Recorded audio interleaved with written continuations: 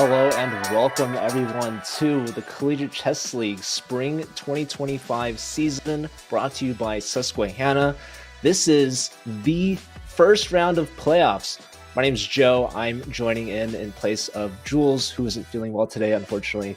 But we're joined back by our lovely Grandmaster, former player and champion, Benjamin Bach. How are you feeling today, Ben?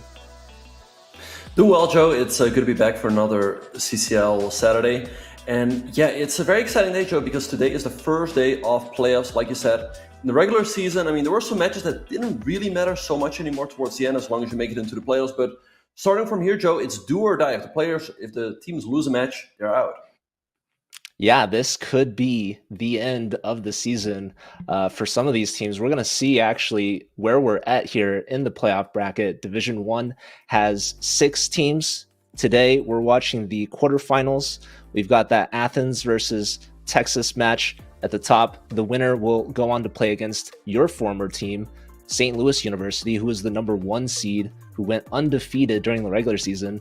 And there at the bottom half of the bracket, we see 2 international teams, SRM from India taking on Lviv State from Ukraine, their first time in Division 1 playoffs. Yeah, it's great to see how much the Collegiate Chess League has grown. It really has grown out to be such a big international competition. But yeah, in the bracket, no surprises to me, to be honest. I expected St. Louis and Mizzou to be this far in the competition, and I wouldn't be surprised if we see them facing off in the finals again. Yeah, Mizzou versus SLU, one of the biggest rivalries in college chess, especially in the Collegiate Chess League. So that's actually who I put going forward in my prediction bracket. But before we look into those matches, let's remind ourselves what the match format is for the Collegiate Chess League. As most of you probably remember from previous weeks, this is a 4 versus 4 team chess format. Every board plays everyone on the other team, so it's an all-play-all. That's going to be a total of 16 games. So the first team to 8.5 points wins. It's 5+2 blitz, so it's pretty fast, but there is that 2-second increment. You get 1 point for a win, half a point for a draw, as always, and 0 points for a loss, of course. Now, if it's tied 8-8, it's going to go to a tiebreak. But these teams might not need it. We're going to see just shortly. But for the actual matches we're watching, starting with Division 3, we have Cornell versus Carnegie Mellon. They've never been on our official broadcast before, so this is going to be very exciting for both of these teams. And then after that, we're going to watch that D1 matchup, Athens versus Texas. Yeah, that's going to be pretty exciting. We haven't seen Cornell or Carnegie play yet. So it will be a nice opportunity for them, and we always see that players might react a little bit differently. I feel like it gives some players strength. They play a little bit better. It gives them extra motivation knowing that they're playing in front of thousands of people. But others get a little bit nervous. They're like, hey, so many people are watching. I don't want to mess up for my team. And they might overthink or do things like that. But anyway, it's a great opportunity for them. I hope they call up their friends, their family, their classmates, everyone from their school. So it should be a good time. Yeah, I actually think that this is a wonderful opportunity for these two teams. I kind of want to look at these lineups. We have the boards here for both teams, Cornell versus Carnegie Mellon. And interestingly, I want to point our attention to, first off, the Cornell names are very long. But that means that they're good, right? Right, Ben? Mm-hmm. Yep. Right, but yeah, you just always got to pick the easiest name. We have Pranav, we have Martha, we have Sanjana, and Rugo. That wasn't too bad, Joe. Yeah, and James on board 4, he's 1,500. So I wanted to point that out because obviously it seems like a mismatch, but big shout out to James for joining. You have to have 4 players on your team. And this Cornell team did a great job all the way throughout the season to make it to the playoffs. James is a sub, but today he's going to come in big for this Ivy League school. Mm-hmm. Yeah, but we'll see how that will play out. It looks pretty evenly matched, but yeah, apart from that board 4, Joe, it's not going to be easy for James. He's rated 1550 approximately. And the lowest player on Carnegie is 2050. So I feel like any half a point that James can get on the scoreboard would go a long way for Cornell. So I feel like Carnegie should be the favorite in this one. Definitely, they are by rating, but again, Cornell wouldn't be here without their board four. So we'll see what he can do. In the meantime, looks like we've got all four of our games here ready to go. The players, by the way, have to join a fair play Zoom call here now in the top three divisions for CCL playoffs.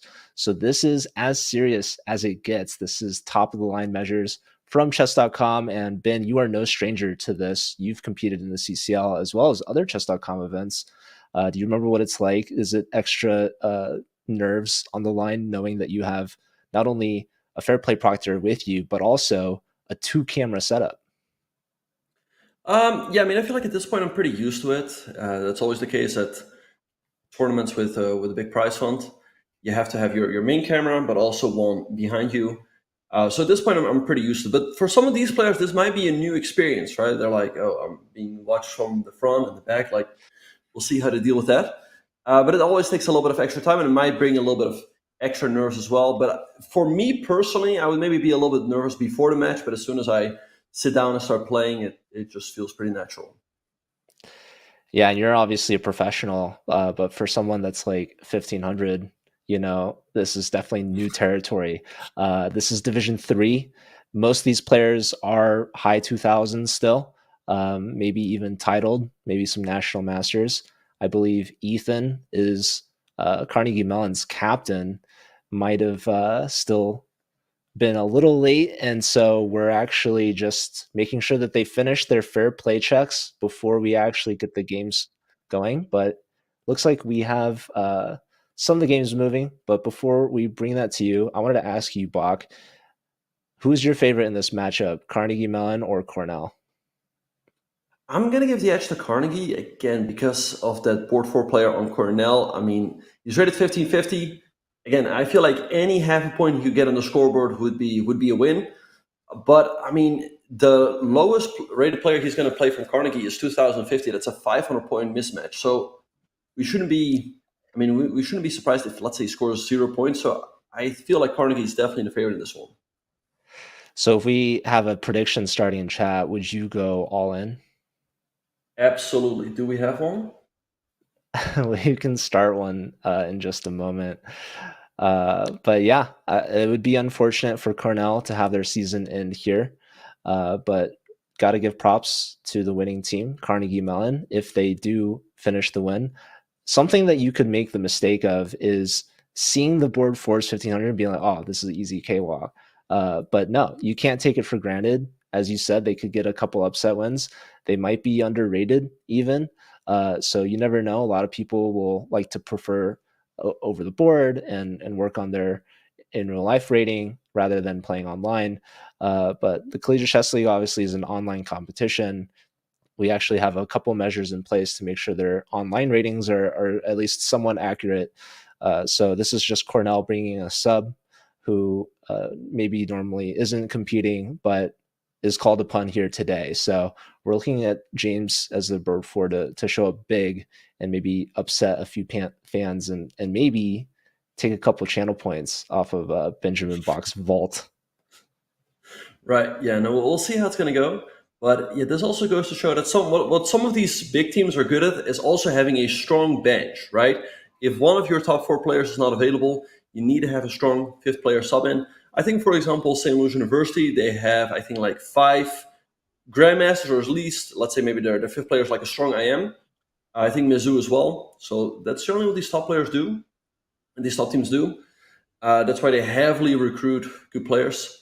So we'll see how it's going to play out. As you said, Joe, the players are getting ready. Let me know again if that prediction is in the chat. I don't see it just yet. Oh, and by the way, I see the moves all of a sudden flying in, Joe. I think Yeah, the I hear games have gone off. And there you have it. So, okay, we've got the bird's eye view. All four games have started. Bach, is there anything that points out to you specifically? Right. So let's just do like a quick recap of everything that's going on. So, all right, we see on board number one, Anoop of Cornell is a little bit better for Cornell. Then board two, approximately even. on board 3. I'm just going from left to right, by the way, for anyone that's wondering. On board 3 between Vital and Gu, looking, Black just took a pawn, but still looking proximal even. Board 4 also looking pretty even, Joe. So I feel like this first round can really go either way. Yeah, I'm kind of surprised there on board 1. We have board 1 versus board 4, James, as we've been saying, from Cornell, with the white pieces. And yeah, already he's losing material. So maybe we dive into that first board there. Mm-hmm. Yeah, let's have a look. So we see here, oh wait, this is the game between Zhang and, well, actually James, on board 4 is doing pretty all right. I feel like he's holding himself very well. I mean, the position is approximately even. I'd say, if anything, white has pretty good chance. This king on g7 is a little bit weak. Black is trying to go for a minority tech, perhaps a b5, b4. James also up on time, so I'd say so far he's playing a really good game, and it would be fantastic for him and his team if he could score an upset. Yeah, I think the game I was looking at is Gautam versus Pranav Anoop, who is crushing right now. So that is Cornell's top board, Pranav. So maybe we can go back to the bird's eye and take a look. That game might be ending very soon. Yeah, let's go back to bird's eye view, show everyone the overview, and then try to dive in. So yeah, we see that on the left-hand side, the game between Gautam and Anoop. It's looking really good for black. So let's dive in if we can. Black is up a rook, and white is trying to do something, maybe rook h4 coming next. But what I would do here, Joe, I would just go queen takes b2. It might look greedy, but the queen can always join the actually attack and defense. So queen b1 is pretty much made, but it also defends this. But he goes queen c7, a little bit more reserved. Excuse me. Now rook h4. I guess maybe just g5 looks like it should be good enough. Yeah, he's starting mate there. He pushes the h-pawn, but every pawn push in front of your king is just creating even more and more weaknesses. We see queen g6 now sneaking its way closer and closer, and ultimately going to, well, try to threaten some things. But black is just up so much material, and they're being pretty defensive right now, bringing the bishop back, double checking if there's any potential sacrifices on h6. But even without the bishop, I think that black is just totally fine here. Exactly. So bishop g3 play by Gautam. I mean, I guess since he's named Gautam, I guess he's looking to sacrifice the rook. Yeah. What do you think, Joe? Well, Gautam I think chess. he might be okay. I was thinking got him. Like he's trying to sacrifice his bishop, perhaps on h6 now. But Pranav is doing a really good job. Tripled up there on the e file, looking for a queen trade. When you're up material, you want to trade, especially trading the queens, because the queen is what's such a dangerous piece. And so Gautam is avoiding every queen trade being offered there. But I think black should be able to simplify one way or another. Yeah, you see the knight's coming back. The queen's gonna have to find a new home yet again, back to h5. But really like how Pranav is starting this. This is exactly how you want to start when you're board 1 versus board 4. Absolutely. Yeah, when you're the board 1 up against board 4, nothing less than a win is expected of you. I mean, you just have to get that point on the scoreboard. And it looks like Pranav is doing that. He's up a full rook. He's trading the queens here. And yeah, I feel like as soon as the queens are off, we might just see a resignation from Gautam, because I feel like there's nothing left really to play for. So we'll see what's he going to do, but I feel like we're soon going to see a win for black. So in the meantime, maybe we can take a look at the other games. We have a couple of updates there. I see board 3 is looking pretty good for Sanjana. Sanjana is actually the captain of this Cornell team, and the top boards from Cornell are definitely going to have to deliver today to help and carry for their board 4. Oh, Joe, I think we should go to that game, the game between Sanjana and Gu, because I think black's queen on a3 is getting trapped. Look at that. If we can jump to that game between Vital and Gu on board number 3, I think if white just plays the move c takes d3, you can capture the queen right now, but I would just take on d3, because the queen remains trapped. It cannot go here because the queen cannot go here because the bishop. So c takes d3. You're gonna have to play something like queen c5 and give up your queen for two minor pieces. But I think White's just completely winning. Yeah, that's actually pretty crazy. Black already just leaving the queen hanging, but white doesn't even need to take right away. Black's queen's still trapped. And Ethan is the team captain from Carnegie Mellon. So this is a captain versus captain battle right here, right now, already in round one. And to have your captain beat the other team's captain is kind of a statement. Ben, did you ever feel like when you were competing that you had an eye out for the other team's captains, or do you think it didn't matter so much? Not so much for the captain, but yeah, I mean, like I said, I mean, I would start off these matches usually as the board one or board two. And yeah, you're kind of expected to win the first game, usually also the second game. And then when you're up against the stronger players, it's really nice to beat the board one of the other team. So I guess that is definitely a little bit special, but I wouldn't necessarily attach any special value to who's the captain. But it's definitely nice to beat the other board one. Yeah, well, as the captain, you got to lead the team right to victory. Mm-hmm. So Sanjana's showing up big here and up a queen, looking great. And by the way, we do have predictions live. I just put a lot of points on Carnegie Mellon, but if Cornell can Mm-hmm. keep playing like this, the board four difference might not actually matter. Yeah, no, actually, it's looking really good for Cornell. I mean, they already won on board number one. On board number three, they're winning, as we can see here, as they're up a queen for two minor pieces. And Joe, they also made a draw. So perhaps we can pull the bird's eye view to see where that draw actually happened. Well, believe it or not, Ben, that was Cornell's board four against none other than Hmm. the board one, as you're talking about, from Carnegie Mellon.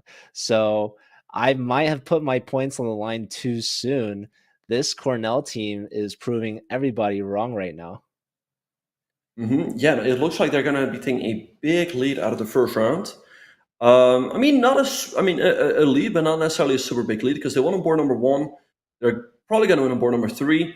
Board number two, probably looking like it's going to be a draw. So I think we'll be looking at a 3-1 lead, which is still not the end of the world for Carnegie. Yeah, this is still only round one out of four. So there's a lot of chess left to be had, but definitely in Cornell's favor, especially when your board four can get a draw against board one, especially when your board four is a sub filling in today.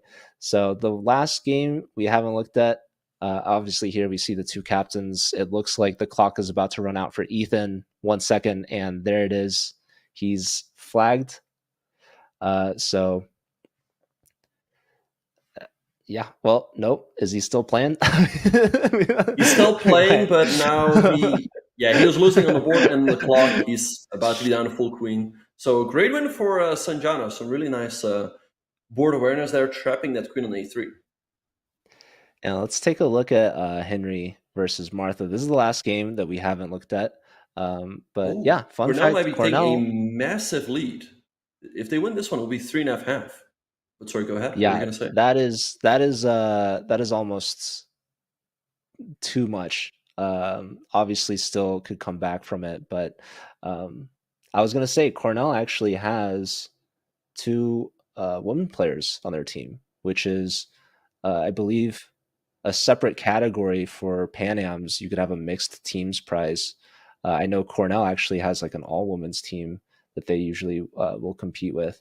So really cool to see Cornell.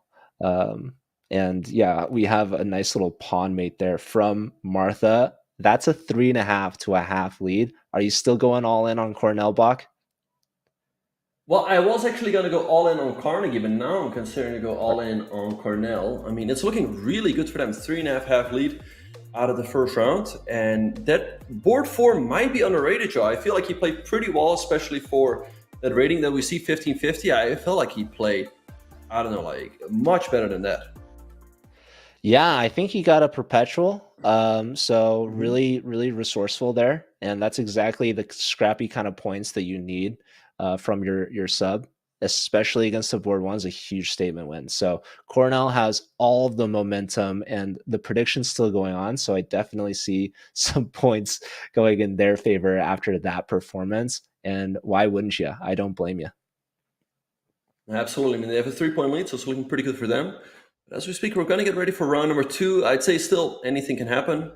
So let's see if Carnegie can strike back in round number 2. I mean, I'd say this round number 2 is going to be important. I feel like if they lose round number 2 as well, with a big score, it's not over yet, but it's going to be very difficult. If they come back in this round, let's say, you don't necessarily have to even up the score, but if they win by 2 points or a point, we could definitely see a comeback in the making. Oh, for sure. Don't count Carnegie out just yet. It's still very early on in the match. As you said, the second round is going to be big. Ethan, the captain from Carnegie, is going to take on the board 4 and see if they can get some points there. Otherwise, Carnegie just has to wake up. They didn't play that first round. They only got a half point from their board 1 against their board 4. But the games have begun. We have round 2 underway, and Carnegie Mellon, this is a big moment. Can they bring it back? Yeah, so let's see. So on the left-hand side on board 1 between Anoop and Siegel, we see a Pierce defense. So pretty interesting stuff there. But yeah, like I said, it's definitely on Carnegie to come back in this round. They have to shift the momentum of the match. Yeah, shout out to Smoothly in the chat. I see him there commenting that if I was playing, they'd be winning right now. That is, first off, not true. But I am also not eligible to play in the CCL because I'm not a student, unfortunately. Same with Bach. Although Bach, that hasn't stopped you from commentating while being a student and playing before, as this isn't our first time commentating together. Yeah, no, there was also one time I commentated on the CCL, which was also fun. But unfortunately, my team wasn't able to do it without me. So yeah, I had to come back for the playoffs. But yeah, you have to be a student to be able to play in the CCL. Yes, and obviously these students are full-time students. They're fully enrolled, and a lot of them are like on spring break right now or studying for finals. I wanted to quickly look into actually Pranav's game against Henry, this top board, and it's really cool. Pranav has this blackboard, this chalkboard behind him. I think we caught him maybe in the middle of a study session. This man's like solving formulas while competing on the chessboard. Do you think that's like an intimidation factor? This guy's got like all the math equations going on behind him in his mind. Apparently, yeah. I mean, he looks pretty smart there with that math board behind him. I can't see it too well, but yeah. The thing is with math, like I feel, let's say for myself, I feel like I'm pretty all right at it. And then when you see some really advanced math, you're like, I have no idea what this is like. But yeah, looks like some pretty advanced stuff. Yeah, and he got a we're getting a little camera zoom in there. No, I love it, man. These students are way smarter than me, and they're way better at chess than me. So yeah, shout out to Smoothly. He's also a student right now. I wonder if Smoothly thought about playing in the Collegiate Chess League. I don't know. Maybe he's just giving everyone else a chance, which is very nice of him. Yeah. Unlike Bach. Oh wait, sorry. I was just about to say I put all my channel points on Cornell. What were you saying? Unlike me? Unlike you didn't give anyone a chance. I think you won like a record 4 championships. Like I don't know who the next person would be to beat that. So it's pretty impressive. Right. Yeah. No. With Slu, yeah, I think we won actually 3 championships in a row. Like spring 2024, fall 2023, and spring 2023. But fortunately, all good things come to an end. Nicholas Theodore and I left St. Louis University. So, especially for the fall season, they were a little bit weaker, but I feel like Coach Kobian has done a good job during the winter break. He recruited some strong players. So I feel like SLU is the favorite to win it all again. Yeah, and they're going to be watching the broadcast just in the match after this, because they're going to play the winner between Athens and UT Rio Grande. But first, we need to see if Carnegie Mellon can get back on the right track here. Obviously, we were watching Pranav with the math equations going on behind him, and with the white pieces, he's cooking up something here. He castled short side. He's got these double G pawns, and I was thinking like pushing the H pawn made a ton of sense, but he decided to castle short side, and now Henry is fighting on the queen side, trying to open up the center here. Obviously, the D4 pawn is pretty weak right now. That bishop on G7 is looking beautiful. Lots of pressure here. How does White respond? Yeah, good question, Joe. It looks a little bit annoying for White, and I was also a little bit surprised to see White castling kingside because he's pushed up so many pawns on that side of the board. But I guess maybe now 92 or bishop b3 should be played to guard that pawn on d4. But Black can always make some annoying moves, like let's say queen c8 is always going to come with a tempo. Hitting this, you're probably going to have to spend a move on h3. So White is up a pawn, but it's a double pawn. So I feel like Henry's got some pretty decent compensation here. Yeah, I'm curious to see how this game will finish. But in the meantime, we do have three other games to take a gander at. So maybe we could back out to the bird's eye view. Absolutely, yeah. Let's do it because there's a lot of stuff going on. We see on board number 2, Samarashvili Marta is doing very well with white pieces. She has the two bishops, putting massive pressure on e6. On board number 3, between you and Vital, looking approximately even. But Joe, look at that board 4. Gu is just absolutely crushing it against Zhang. Here we might see Zhang's inexperience kicking in. I mean, he's really struggling on that board 4 with the black pieces. Yeah, I think we should take a quick look at that before we miss any more action. And I think this is kind of a perfect storm brewing for Carnegie Mellon. As you mentioned, this is Cornell's board 4. He's the weakest player in this match, 500 less than the next. But he did get a huge half point against none other than the top board from Carnegie Mellon. But Ethan maybe saw that, didn't want to let it slide. Ethan also coming off his own loss in the previous match against Sanjna, who's the captain of Cornell.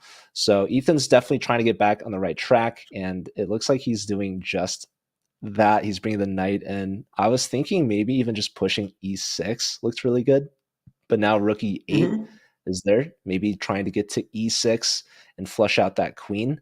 But I'm looking, there's like obviously pretty big check on h8. The last minor piece is now entering into the equation. Yeah, this is looking beautiful for Ethan. Yeah, that's looking really good for Ethan. The funny thing is, usually when you see a position like this, you would assume that White's down a piece, but that's not at all the case. White has a massive attack and is up, let's count, Joe, 1, 2, 3, 4 pawns. So massive advantage for Ethan. He has to win this one. I mean, he's a little bit down on clock, though. That's one thing that's really good of James. He's playing quickly. He's not letting himself get low on time, because I feel like especially the lower levels, that's where we see a lot of mistakes. So let's see how Ethan will try to finish this one off.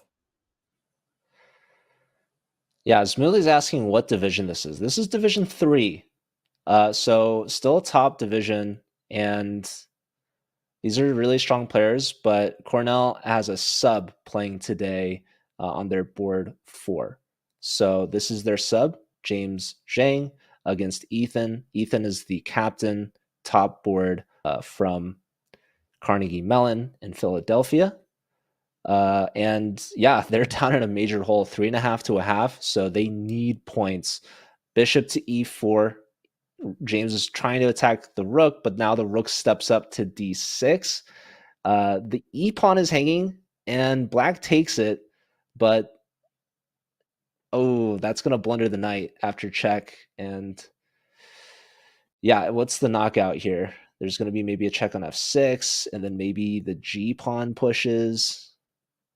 Yeah, anything should be winning here. So I expect a win here for Gu. For Ethan, check There's and the mate. checkmate. All right, so this, yep. So that one is over. All right, so Joe, let's go back to the bird's eye view as there are some developments in the other game. Especially board two is standing out to me. I mean, it looks like Martha is crushing it against Gautam. She's up a piece, and I think she is just winning. So perhaps we should go to that game. Definitely. Let's take a look. Martha from Cornell crushing it. Obviously, with the bishop pair, I love the two rooks on the E and D files, but Gautam not giving up just yet. Rook takes on F2. I mean, can't you sacrifice on E4 though? You can, but 94 also very nice, a solid move. Queen E8 is checkmate. And Ouch. there we go. Okay, so Martha gets a win for Cornell. I mean, Carnegie struck back on board number 4, but Martha keeps that 3-point lead for Cornell. All right, so let's go back to the bird's eye view and see what's going on in the other games, Joe. I feel like the other two games are looking pretty even. I feel like on board 3, though, I would give a slight edge to Vital. He's up on time and he has that queenside majority. On board 1, probably Anoop of Cornell is a little bit better, but difficult with that black queen swinging in. Yeah, Sajna is always a player to look out for. She's the captain for Cornell. She's a leader. She does it all there. And I remember she used to play with the previous captain and club leader, Kimmy Liu, another titled player from Cornell. I believe they're both women FIDE masters. I could be wrong, but yeah, here we're back on board 1. We've got Henry versus Pranav. Pranav, with his mathematical background, he's been cooking up something here. So he never launched the H pawn, but it seems like he didn't need to. And now the queen side pawns are dropping like flies. The knight is hit, the pawn is hit, everything is falling here. Yeah, no, it looks like Pranav is going to get a win here. Just take the pawn on a5. Also defend the pawn on a2, and it's not over yet. I mean, the queens are still on the board. What black should try to do, I would take that as well, either with the pawn or the queen. Maybe just take with the pawn and try to push that pawn all the way to d8. Black should try to go for like queen b1, queen h1, try to get some sort of perpetual in. There he goes, but feels like it shouldn't work out. Yeah, at least they're trying. Queen back. Queen does get to h1, posing some problems. Bishop to f4, keeps an eye on the h-pawn, but drops that d-pawn. Yeah, queen back to d2. A little bit too passive by Pranav. He didn't have to do that. Now, at least Henry is getting rid of that d-pawn, knight d7. Let's hang another pawn. Not over yet. There's a check on e8. But the knight on c3 is also hanging. Knight blocks preemptively. I like the resistance that Henry's putting up. He's trying. Right, he definitely is. So king e2, I would keep that king nicely tucked in. Queen e3. Again, if you can set that d-pawn in motion, I feel like there goes another pawn. Oh, the a2 pawn with check. Oh, but Henry doesn't see it. He's hitting He's h2, going after the though, h-pawn. which is a little awkward to protect. Don't play bishop g1 because that hangs. Okay, push. Yeah, there we go. Wow, finally, Pranav getting on the right track. That d-pawn is in motion. All right, maybe like queen g2. Oh, there goes another pawn. Yeah, but you can take d7. Oh. Okay, now maybe like knight d2. Yeah, I think he could have taken like queen b1. He's taking now, but it's too late. Extra minor piece, another check. King has to go to g7. Discovery's threatened. There's one check. Oh, and the counter check with the block. Pawn takes. No, queen takes. And resigns. Oh my goodness. All right, so big win there for Pranav, giving Cornell a 4-point lead. There's one more game in this round, Joe. It's the game between Baron Yu and St. John, but that one is also just in the books. Wait, Cornell wins again, so we have a 6.5 to 1.5 lead, Joe. I mean, I don't see Carnegie coming back from this. Yeah, we said this would be a big round 2, and it turns out that was true. But again, in Cornell's favor, they won the first round 3.5 to 1/2, and they're not letting up the pressure. They just put on another round win, 3 to 1 this time. Cornell crushing Carnegie Mellon as we speak. This is a bloodbath of a match, and this might all be over in round 3. We might not even see a round 4, Bach. They just need 2 more points. Yeah, they only need to tie the next round to win the match, so it's looking really tough for Carnegie. Yeah, you see here on the scoreboard there, board one is not delivering. He's on half a point out of two. I mean, you're really supposed to put points on the scoreboard. And their boards three and four haven't even scored half a point. So, yeah, Cornell just playing really well all throughout. I mean, their boards one through three, winning all their games. And board four, we said it, every half a point is pretty much a win there. Yeah, I mean, Carnegie Mellon is going to need the biggest comeback in Collegiate Chess League history to maybe even see a round four. But at this pace, Cornell is going to punch their ticket into the Division III quarterfinals, and Carnegie Mellon is going to be sent home with no prizes.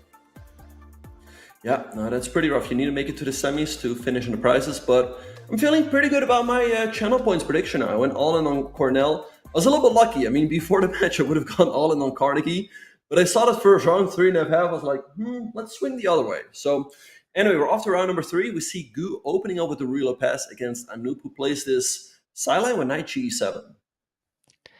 Yeah, Ethan Gu, he's the captain for Carnegie Mellon. He has the only dub of the team so far out of 8 games.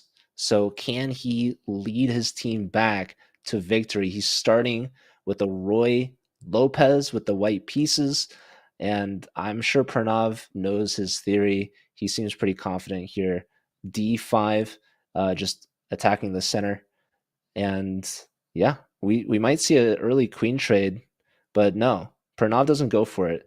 I'm curious, Bach, now that I have a grandmaster here to ask, why not trade queens that early? For black, if you're pronounced to take on e4, Yes. well, because black has more space in the center, right? That is the one advantage he has. So if he would trade, he is giving up his space advantage, right? He has a pawn on d3, d5. So why would he trade a pawn on d5 practically for the pawn on d3, right? And this bishop also gets more scope. And black has the tension, right? He can choose when to trade on e4. Whereas for white, this trade is not necessarily in their favor. So I always tell people like, hey, keep the tension and only trade if it is favorable for you. Yeah, I got to learn some more Ruy Lopez theory. I love e4, e5, but I hate the Ruy Lopez to play against it. I always play the Italian, and I prefer Joko piano and playing against the Italian. But, Ruy Lopez, probably one of the most popular openings in all of chess, so probably wouldn't hurt if I booked up a little bit. Mm-hmm. Yeah. No, the thing though with the Ruy Lopez is that there are so many different lines black can play, right? Here we see this move knight g7 as a sideline. There's the Berlin, there's all these other lines like Archangel, the Zaitsev, etc., etc., etc. I feel like in the Italian, you often just go for the same type of game, right? Especially, like you said, if you go for the Joko piano. Yeah, it's my namesake for sure. Mm-hmm. I know we don't have Jules Gambit on this week, but maybe if I'm filling in, you can call me Joe's Gambit, and it could be a line in the Joko piano. Mm-hmm. Absolutely. Yeah. All right. But as we see here, it's looking pretty even on the board, but I like what Pranav is doing on the clock. He's putting a lot of pressure because he's already up more than 1.5 minutes. Yeah, that's definitely a significant time advantage in a blitz game. So Ethan slowing down his pace here. Pranav looks to be pretty confident with the time edge, with the black pieces, nonetheless, only having spent 14 seconds off the clock. Meanwhile, Ethan, captain of Carnegie Mellon, already under 3 minutes on his clock. And not only are they feeling the pressure on the clock, but they're feeling the pressure in the match overall. Even if they swept this round 4-0, they'd still be down by a point, Ben. Mm-hmm. Yeah, no, definitely. It's looking really tough for them. And I feel like Ethan here is really struggling to come up with a plan. I feel like when that bishop was on c2, a nice plan often is to go, let's say, b4, maybe knight b3 to c5. Now that plan is out of the window, he takes on d5. And Joe, this is what I was talking about earlier. Black usually doesn't mind this trade at all. He can now recapture with the knight, let's say. And then black will have a central pawn, and white will have this pawn on d3. So black has more space. And the pawn on d3 can often be a bit of a target because it's on a half open file, and the pawn cannot be supported by a neighboring pawn. Bach, we got to take a look at the action on the other boards. We have all four underway, and I just saw a huge eval bar swing on none other than the board four. That's been the action-packed match every single round. We've got Henry now taking on James, and when his team needs him most, Henry looks like he's going to get another win from this board four. Let's take a look. Mm-hmm. Yeah, so unfortunately, James just made a blunder. He walked into a big fork that cost him a piece. Perhaps we can show that real quick. Right around here, the position was approximately even, but he played the move. He played the move bishop d3, then black took, he recaptured, and now e4, forking the rook and the knight, and now he is just lost. So it's looking really tough for James. I don't really see him coming back from this. Yeah, and with every trade, the odds are going more and more in Henry's favor. So that would be Henry's first point and a much needed one. Remember, if Cornell only gets 2 points in this round, they will win the match with 8.5. That's more than half the points, and we won't even see round 4. Speaking of, I think one of these points from Cornell might be coming on board 3. I see some more crazy action if we want to take a look at Sanjana's game. Mm-hmm. Yeah, no, definitely. Let's pull up the bird's eye view to see what's going on in all of the games. Or we can also just go straight to that game between Sanjana and Gautam. Let me pull that one up. Give me just a second. All right, so here we go. So a very interesting game here. We see that white is having the bishop pair, but black has the slightly better pawn structure because white has these double pawns on c3 and c2. Black also up on time. Joe, looking at all of these games, I wouldn't be surprised if we see a bit of a comeback from Carnegie. I mean, we saw them winning on board number 4. In the corner of my eye, I see they were doing well on board number 2. Maybe they can still pull out a third round of this match, which is an achievement in and of itself, Yeah, and I was looking at earlier, Sanjana actually missed a tactic. The eval was hugely in her favor. She could have played rook ab1, hitting the queen and the bishop at one point, and walked into a pin. But unfortunately, Sanjana missed it. And these are the kind of opportunities, if you let Carnegie Mellon hang around, don't mark them off just yet. It's not over until it's over. And in this case, it's not Jover. So Cornell still has to get the 2 points somewhere. Mm-hmm. Absolutely. Yeah, don't assume that like one of your teammates is going to get those points. If you have the opportunity to put the ball in the net, do so to just finish things off. As you said, Joe, it's not over until it's over. I mean, the momentum can shift at any moment. So we'll see. I mean, right now it feels like it's pretty even, but black is up on time. Like you said, perhaps the momentum of this game is shifting in black's favor, as white had a big advantage earlier. So it is definitely far from over. As also, like we saw earlier, Carnegie is striking back on board 4. I wanted to thank Anna Kuchava for a big raid. Welcome in. This is the Collegiate Chess League's first round of playoffs. So you guys are tuning in for the perfect time. And I wanted to shout out the Cornell team on their way to victory, upsetting a lot of fans for sure, expecting Carnegie Mellon to have an easy victory, myself included. But this match isn't over. Cornell needs 8.5 points. They're 2 points away, and they're losing on board 4, but the other games are very even and could swing at any moment. But with so many games remaining, Cornell, they could just draw their way to victory. They could just get draws. But that's an interesting kind of match philosophy. You don't really want to change up your game plan that got you the lead in the first place. If they just sit back thinking everything's going to go well, this Carnegie Mellon team could really make them pay. Oh, Joe, we just switched away from that game between Sanjana and Gautam, and black made a massive blunder, so perhaps we can jump right back. C4 hitting the knight, which is pinned, and black is losing a full piece. At the knight moves, you hang the rook. And if you go knight b6, white just takes the knight, you recapture, and you lose the rook. Joe, we've said it again, like every heavy point is going to bring Cornell closer. I feel like, it's getting too much now. I don't see Carnegie coming back.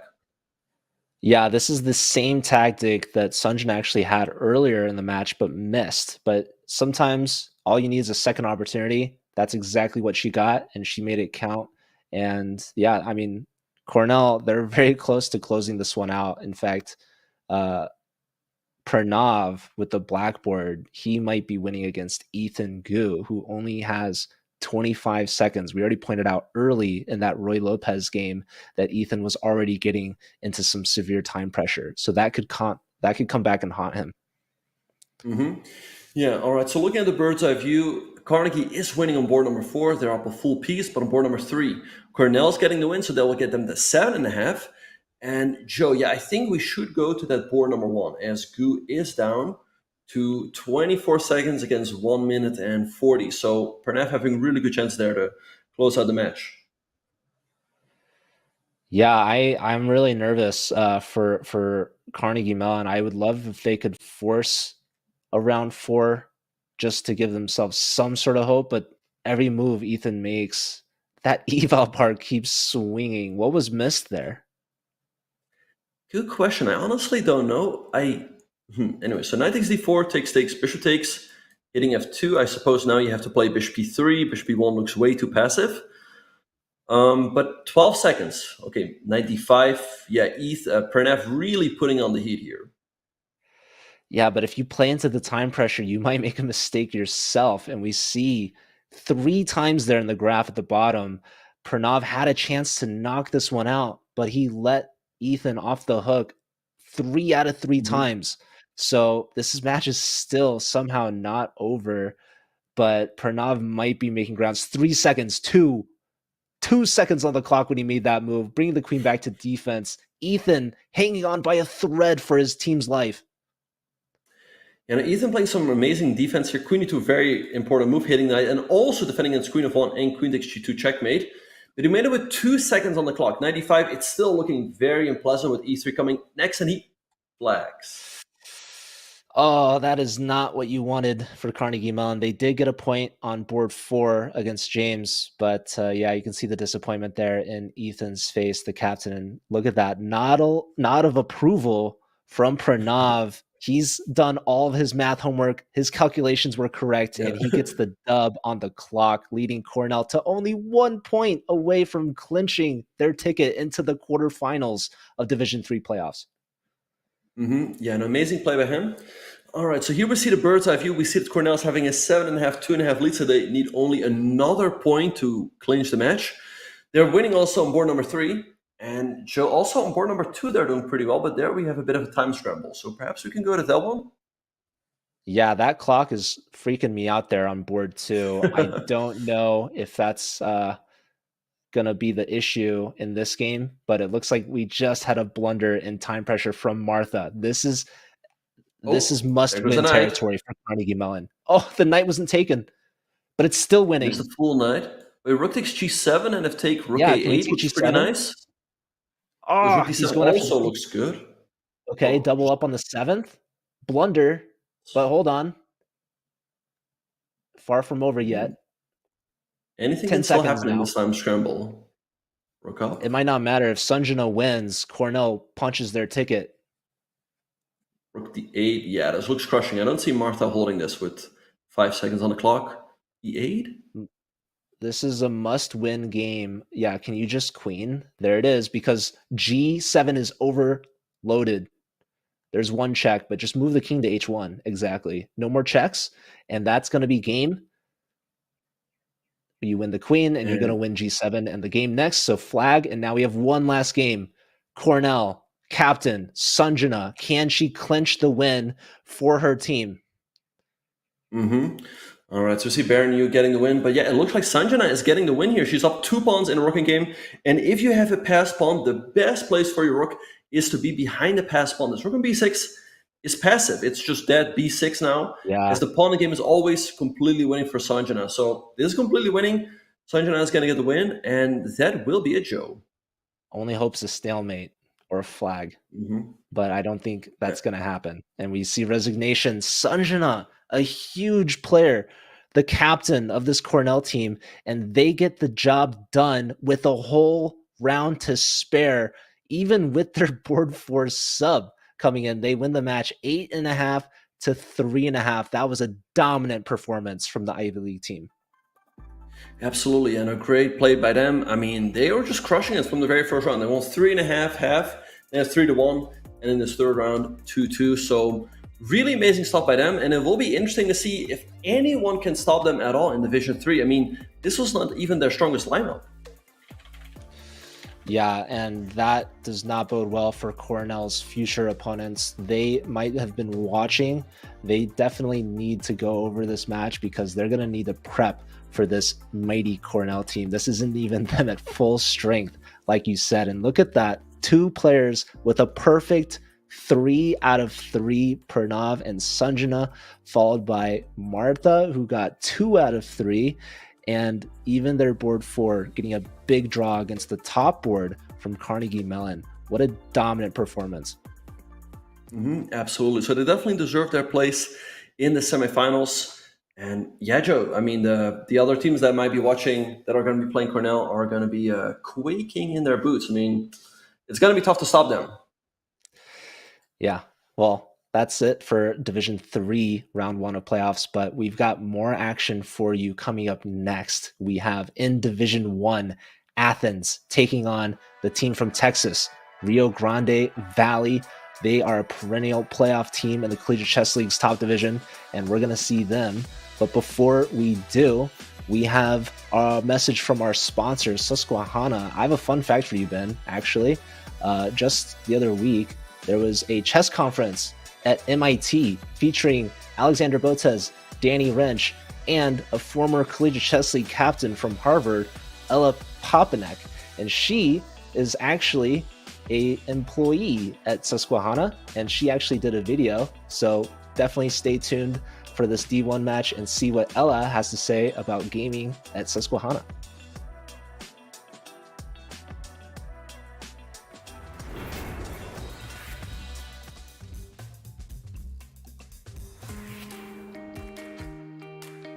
My name is Ella Papanek, and I'm a quantitative sports trader here at SIG. I started playing chess when I was 8 years old. My brother taught me, and I grew up very close to Union Square Park in Washington Square Park in New York City, and so I used to go and play with the people there in the parks. Chess players are very good decision makers. They're constantly reasoning about the hypothetical paths that the game could take. They're also very good at thinking about what their opponent is thinking and integrating that into their decision-making process. My name is Jerry Yang. I'm a macro analyst here at SIG. I discovered chess pretty much after watching Queen's Gambit. I was like, this is an awesome game. The strategy and the calculation is really what I think makes the game beautiful, where every time you're asking yourself that question of, hey, I'm making this move, and what possible moves might they do in response? And then zooming back out to yourself, I think is really like what makes chess a wonderful game. In chess, you often face situations where you have to make decisions under time pressure, and so you're not going to be able to realistically assess all of the options, but you still have to think through what matters and what doesn't matter and make a decision off of that, which is a common thing that I have to do in trading. I do use that reciprocal thinking on my day-to-day, where I'm asking myself that question of, hey, what are other people going to do in stock markets and other markets, etc. I need to be extremely cognizant of all of these other pieces on the metaphorical chessboard in order to distill that into one, hey, like this is the driving narrative, this is what's going to happen, and this is what's important for trading.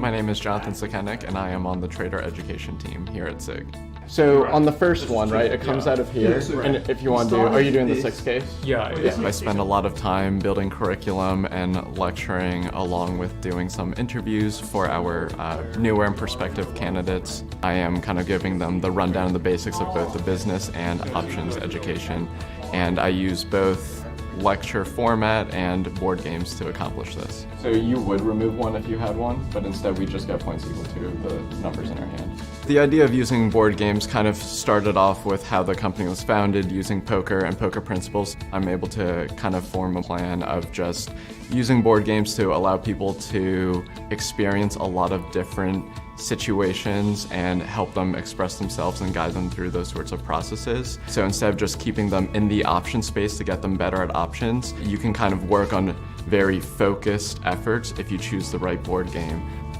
While as a part of the education process, we're using poker kind of as a tool for education, and also in terms of socialization, there's kind of one big opportunity every year for people to compete in a free poker tournament at SIG. Whether or not it's your first game of poker or you're a seasoned veteran, everyone has kind of an equal starting point, equal footing, but you see a lot of nice camaraderie. I participate in every year, both take my stab at those top prizes, along with getting to meet some coworkers that I wouldn't have met otherwise.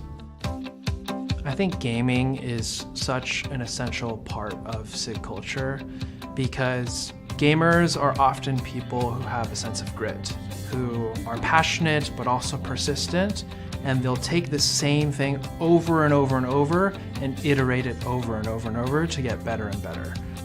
Playing games, doing puzzles, doing math problems is all a very core part of the culture. So it felt very natural for me because that was something I had been thinking about throughout most of my life. And so it was cool to kind of meet a community of people where asking those questions was very natural and people wanted to reason through those kinds of things with me. SIG is a fantastic opportunity, whether you're a gamer, whether you just have a lot of entrepreneurial spirit, as long as you are ready to be in an environment that kind of sees you for who you are, helps get you to the place you want to be, and really just care about your growth and development while having a great community, SIG is the place for you. Levon, have you ever lied about opening preparation in post-game interviews or such? It would be more appropriate to ask if I ever say the truth. Yeah, I lied many times. True. This, I don't have any plan. Levon's a genius when playing lie detector chess. No, Levon is not a genius. I'm an idiot. True.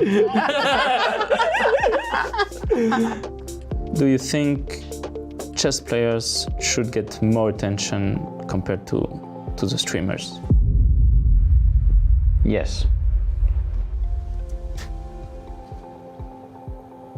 True. I agree. Did some of your fashion choices in terms of shirts come with cruel intentions of like disturbing opponents, or is it just a choice for yourself? Sometimes. Sometimes. True. Wow. I didn't think that was true, but what do I know? We all have our skeletons. Do you think you've achieved as much as you could in chess? No. Are you satisfied with your career overall? Yes. So the answer to the first question was true, and the second was also true. Yeah, but I assumed so. Levon is like the most, I've been like looking over this guy's shoulder. This is like the most stable. He's like just dialed in on a truth train right now. Yeah. You're on a truth train. This is amazing. A few small lies, huh? A few small lies, but like this is like the most stable I've seen of anyone. Yeah. Levon, do you think you should have become world champion? Yes. Yes, true.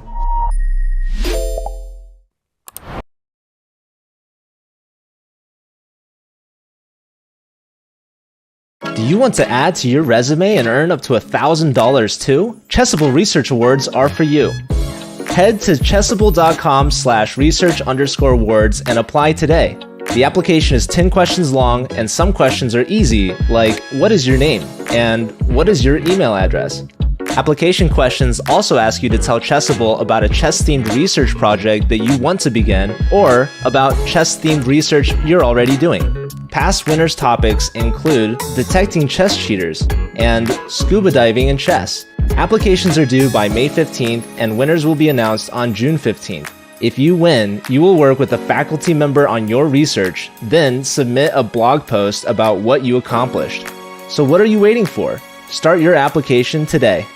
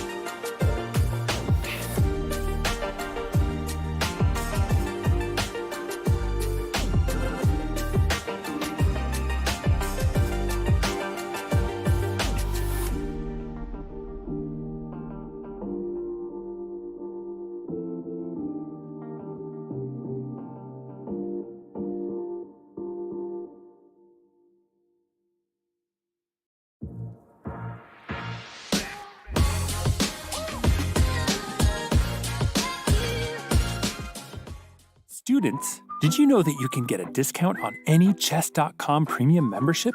If you're enrolled in a college, university, or high school in a participating country, you can get 50% off any yearly or monthly premium plan, Diamond, Platinum, or Gold. That's unlimited game review, unlimited puzzles, unlimited bots, unlimited lessons, and no ads. All at 50% off. Go to chess.com/students and get your discount today.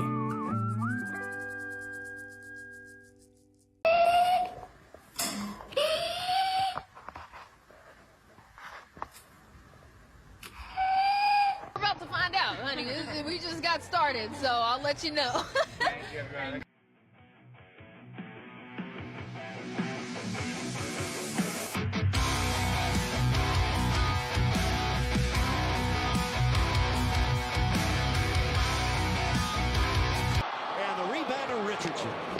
Still an opportunity with a minute to play.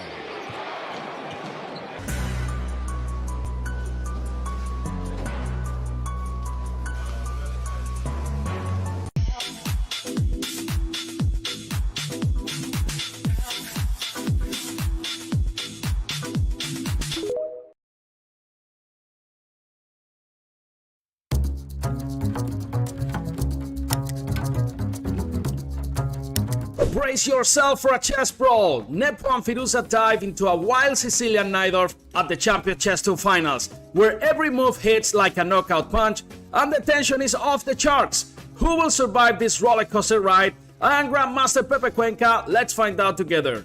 Nepo goes for a positional approach. The idea is to pile up on the backward d6 pawn with rook to d1.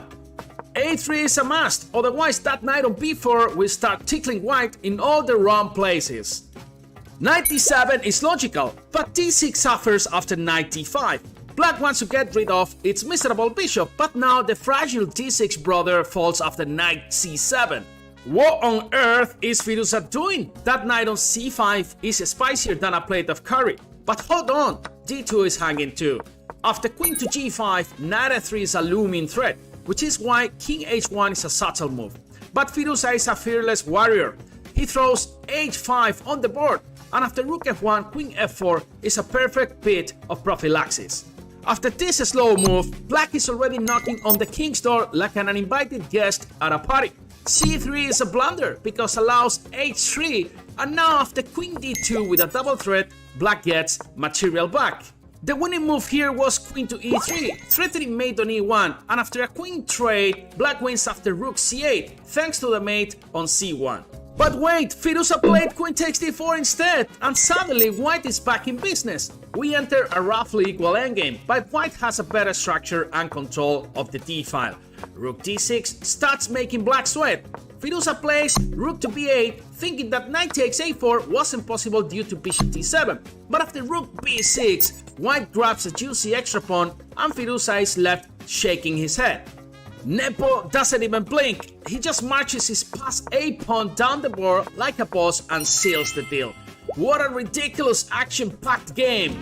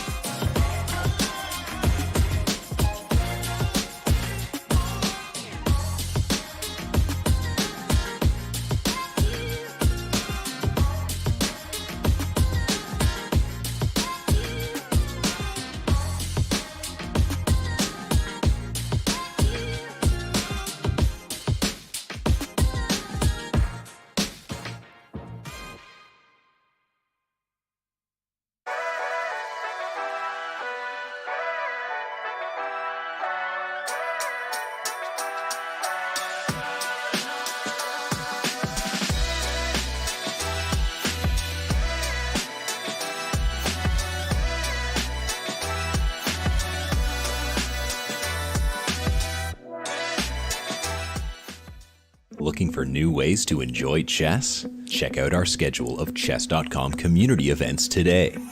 Mondays, play Rapid Opening Roulette and expand your opening repertoire with a new opening each month. Tuesdays, compete against other Untitled players in Untitled Tuesday. Battle your way to the top in Arena Kings on Wednesdays. And finish the week off each Saturday with the blistering Community Bullet Brawl. All happening in the Community Club on Chess.com.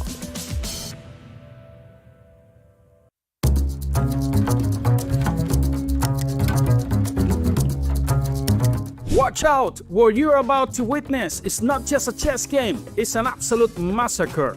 I'm Grandmaster Pepe Cuenca, and if you don't like this attacking style, you clearly have no blood in your veins. Bashir and Nepo decide to throw hands in a theoretical slugfest in the Petrov defense at the Champions Chess Tour. After bishop to g4, the Frenchman plays bishop to d3. Unexpected, since the usual route is a3 followed by g4. After poking around on b7, White finally says, "Alright, time to party," and launches an attack on the king side. After d5, things get spicy. Black goes for the weak c3 pawn, and after king to g2, he commits his first mistake with rook a to d8.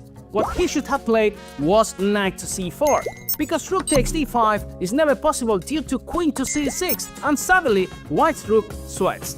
Meanwhile, Bashir started to have fun on the queen side, getting ready to double the rooks on the a file. That a7 pawn is having a meltdown. Then comes knight to c4, and a rook swap happens, and suddenly we arrive at one of the most beautiful chess moments of recent years. Most of us would casually move the e6 rook here, but Bashir, possessed by the spirit of Mikhail Tal, popped up on Espresso and probably listening to heavy metal music, says nope, and plays knight to g5. What? Madness! Hold my beer! Ra-ta-ta-ta-ta! If pawn takes e6, then queen takes e6 comes with mate. And if bishop e7, then knight takes f7 absolutely wrecks black. Nepo, probably regretting his life choices, plays rook to d6. And here comes another moment of pure chess poetry. Boom! Queen to g3. The queen is on the way to h4, ready to crush the party on h7. In a last desperate attempt, Nepo tries to sack his queen with queen to d8 in case of queen h4. But Bashir just says, "Nice try, buddy," and plays rook to e8, which is just chef's kiss. If queen takes g5, then queen takes d6 finishes the game. Nepo played queen to e8, and Bashir follows up with queen to h4, threatening mate on h7. At this point, the bully doesn't even bother taking on e4. One final move, king to g3, and black throws in the towel.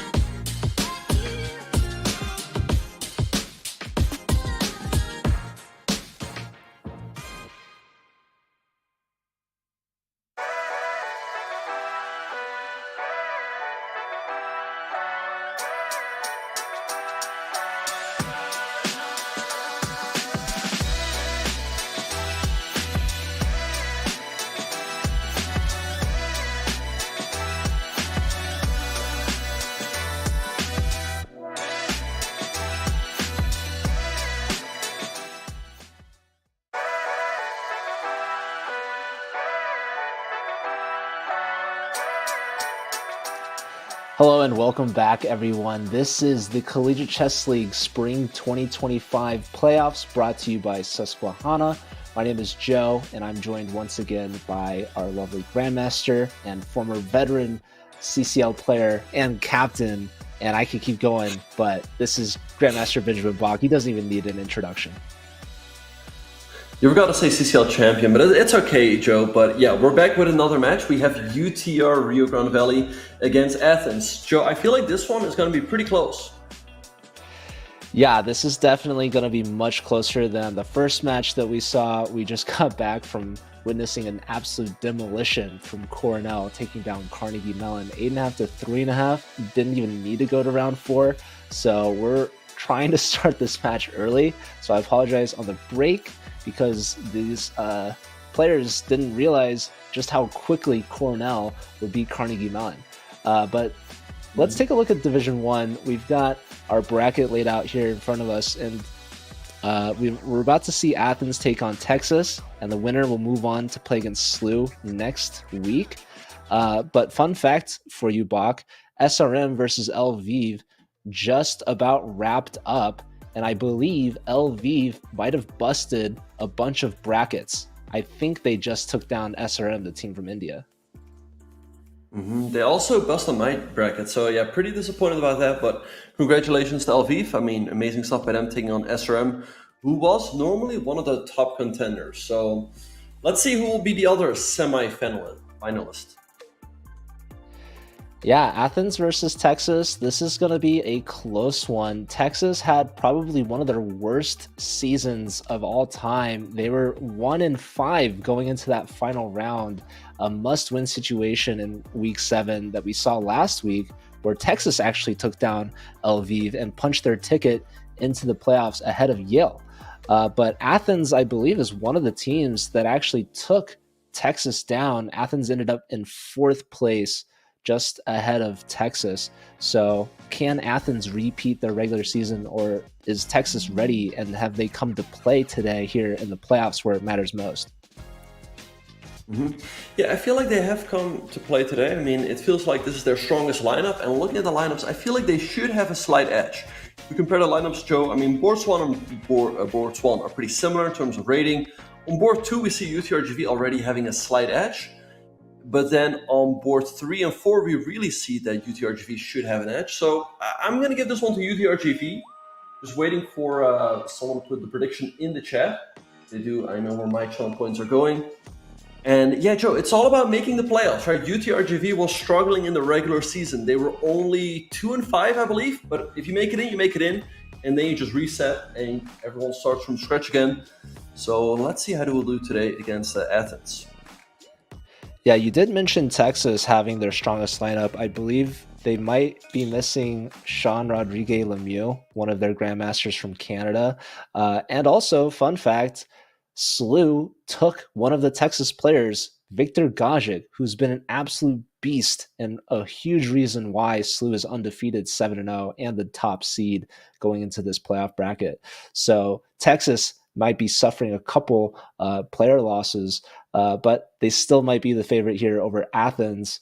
Athens also used to have a grandmaster, I believe, a couple seasons ago who graduated, but now they have their best players up against Texas's best players here in this D1 quarterfinals match. And I am also waiting for the prediction. I believe you and I already put our bracket, which may or may not have been busted by India, but I think we both said Texas is going to get the win here today, and we'll see how they start in round 1, because that might persuade where our channel points go. Yeah, so let's see what's going to happen. A lot of these players, by the way, are at the European Championship in Romania. Some of the players on the Athens team, but also players from UTR Rio Grande Valley. They went all the way over to Europe to play there. But today is only the arrival day, if I'm not mistaken, so it's not too busy of a day, so that's why they're able to play. And Joe, I believe we're going to get started very soon. Yeah, and that's a good point. A lot of these players are currently traveling, about to get ready to compete in their championship. And because of that, we're actually going to see next week's semifinals in Division 1 is actually going to be broadcasted on Friday at the same time, so a day earlier. And also, we're avoiding the Saturday broadcast because, fun fact, that is Jules Gambit's birthday. So we're wishing a happy birthday to Jules. Obviously, she isn't feeling well, and that's why she's not here today with us, but she's definitely still here in spirit, and we hope that she feels better soon, especially to get ready for next week's big celebration. So happy early birthday to none other than Jules Gambit. Yeah, let's hope she feels better soon. It's pretty interesting, actually. I think we've had a lot of commentator birthdays during CCL. It was my birthday in January, I believe, during week 2. It will be Jules' birthday during the semifinals. I think also last season, Donnie had a birthday. So do you have a birthday, Joe, on a Saturday this year? Well, I do have a birthday. I don't know what day it's going to be.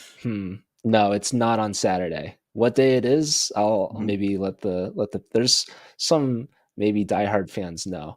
But before we get into that, let's actually take a look. We have games underway. The match is finally started. All the players have concluded their fair play checks. It's a gruesome process, really. Fair play measures have gone up in recent years, but fortunately, all the players seem to have passed. And yeah, they just need their 2 cameras. They got to share a screen. They got to be on a Zoom call with a designated staff member. And holy smokes, folks, games are underway. So after all that's said and done, people traveling halfway across the world, now we can finally play some Blitz. Yeah, we are off. We see on the left-hand side a game between Ozanir and Alexakis. That one started off as a Trompovsky. Then on board number 2, between Fast and Kolagoris, we see a Nimzo Indian with E3, the Rubinstein system. And I'm sure the boards 3 and 4 will start very soon. Yeah, board 1, Alexakis from Athens, taking on board 4, Iken Oznir, international master from UT Rio Grande. He is a seasoned veteran. He's been in the CCL for a long time, and he is definitely one of my favorite board 4s because he is, I think, underrated. He gives it his all. He's been very clutch for this Texas team in the past. And if we want to take a look into that board 1, he actually has his hoodie on, and you can see he's in a hotel room. So this guy is ready. He's come prepared. He's traveled all the way from Texas to Romania, and now he's playing against another European player in Athens. Yeah, I wonder if Alexakis is also at the European Championship or if he's at home in Greece. Because with Baris, Ikin Baris Ozanir, we can definitely guess that he's in a hotel room, probably the European Championship. But with Alexakis, I don't know. Is that a hotel room, Joe, or where do you think he is? I am not sure, but luckily we've got one of the captains from Athens, Kyriaki, in the chat. Maybe we can ask her which players are competing. And that's another interesting aspect of this matchup is that these players are competing not obviously right now in the Collegiate Chess League for their teams, but maybe they'll get paired again and play over the board in classical time control in the European Individual Championship. Do you think any of the Blitz or the classical games will impact or influence the players' opening choices? Do you think they're doing some prep work? I mean, I feel like as the matches are becoming more and more important, I feel like we might see a bit of preparation for, let's say, the semifinals and the finals. For me personally, I would normally not prepare too much, or just try to relax and try to go into the matches with a fresh mind. But perhaps for the finals, we'll see a little bit of preparation. And yeah, it can be interesting. We might see some matches where some players might have played each other that very same day over the board in classical chess, and maybe then in the evening in Blitz. So definitely an interesting dynamic over there. Yeah, and we have Iken Oznir. Even though he's board 4, he does have the white pieces, so that is one advantage against the top board. And for Chess.com Blitz, Dimitris Alexakis, 2971. Iken Oznir, only 2700. So 200 ELO difference there. I don't know how much it makes of a difference, but those channel points might add up. These are also rated games, by the way. Not that the people care too much, but yeah, something on the line other than just the match. Obviously, these players want to just win the match, probably don't care too much about the rating. But here's a fun fact for you, Bach. The winner of this match not only goes on to the semifinals to play against your former team, SLU, but they also have some cash prizes on the line, $9,000 total dollars in Division 1, $5,000 for first place alone. But punching their ticket into the semifinals guarantees them at least some cash prize. So there's something physical, tangible at stake here. Absolutely, yeah. No, you need to make it into the top 4 to win a cash prize.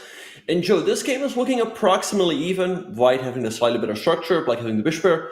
But there are some big developments in the other games. So I think we should go to the bird's eye view, as especially on board number 2, it looks like Black has just lost. Look at that, the game between Fus and Colagiris. White's won a very important pawn in the middle. It looks like Black's entire position is collapsing. Yeah, that is a rough start there on board 2. I don't know how it happened so fast. Yeah, I mean, White was already doing well, but Black hung that pawn on d5. That was not a good idea.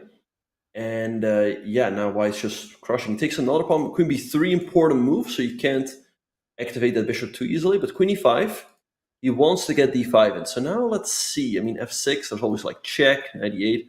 d5 here, just begging to be played. Yeah, d5 threatens checkmate in 1, not on g7. Very important to know, but on h8. And yeah, d5 has been played. Watch out. You can't just move the bishop. I guess they did, but the rook is hanging, right? Knight takes rook. You're renewing the threat. That's exactly what we see here. Black might get like 1 check in on g2 or something. Maybe 2 checks in. Maybe a second one, but you can probably just go back to h1. So I was just about to say that this game is about to be over. And Fus takes the lead for his team UTRGV.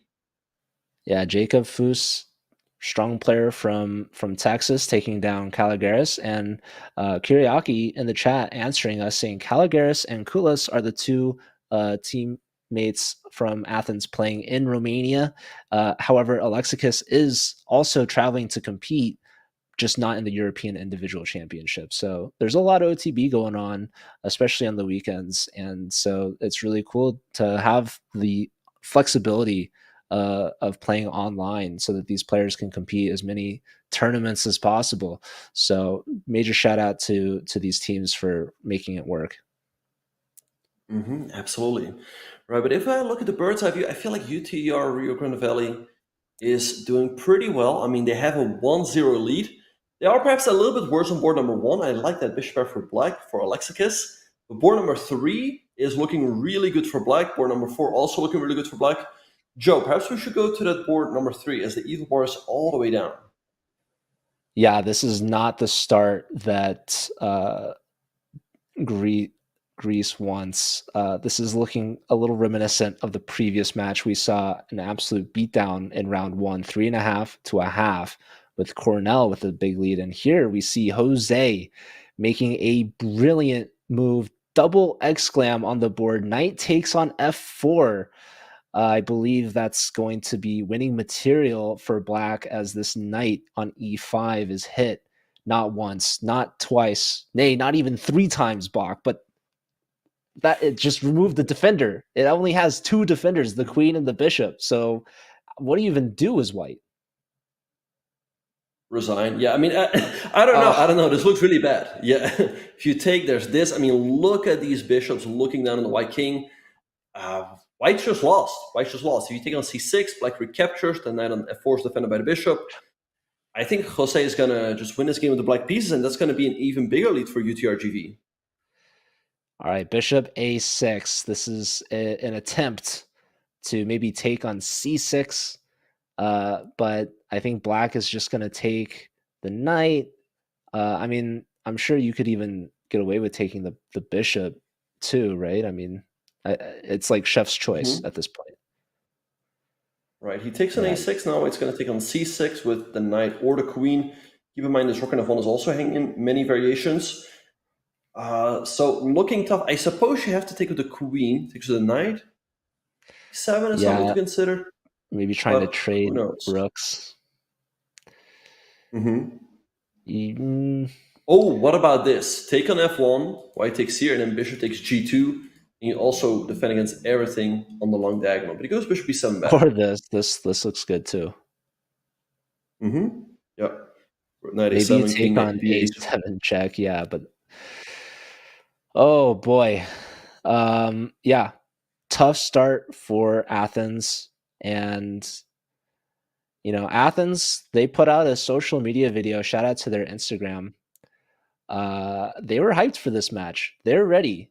They're excited not only to have made playoffs, but to have even the 4th seed, a higher seed than Texas, and to be on broadcast. And this is not the start that they wanted. To be fair, Texas is a very strong team.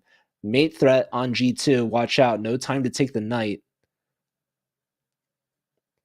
Yeah, no, this is over. White's down a full piece and a pawn. No time. You're going to have to play rook f3, but you're just down a piece. So Jose Cardoso wins another game for UTRGV and gives them a 2-0 lead. But Joe, I unfortunately forgot to put in my prediction, and now it's too late.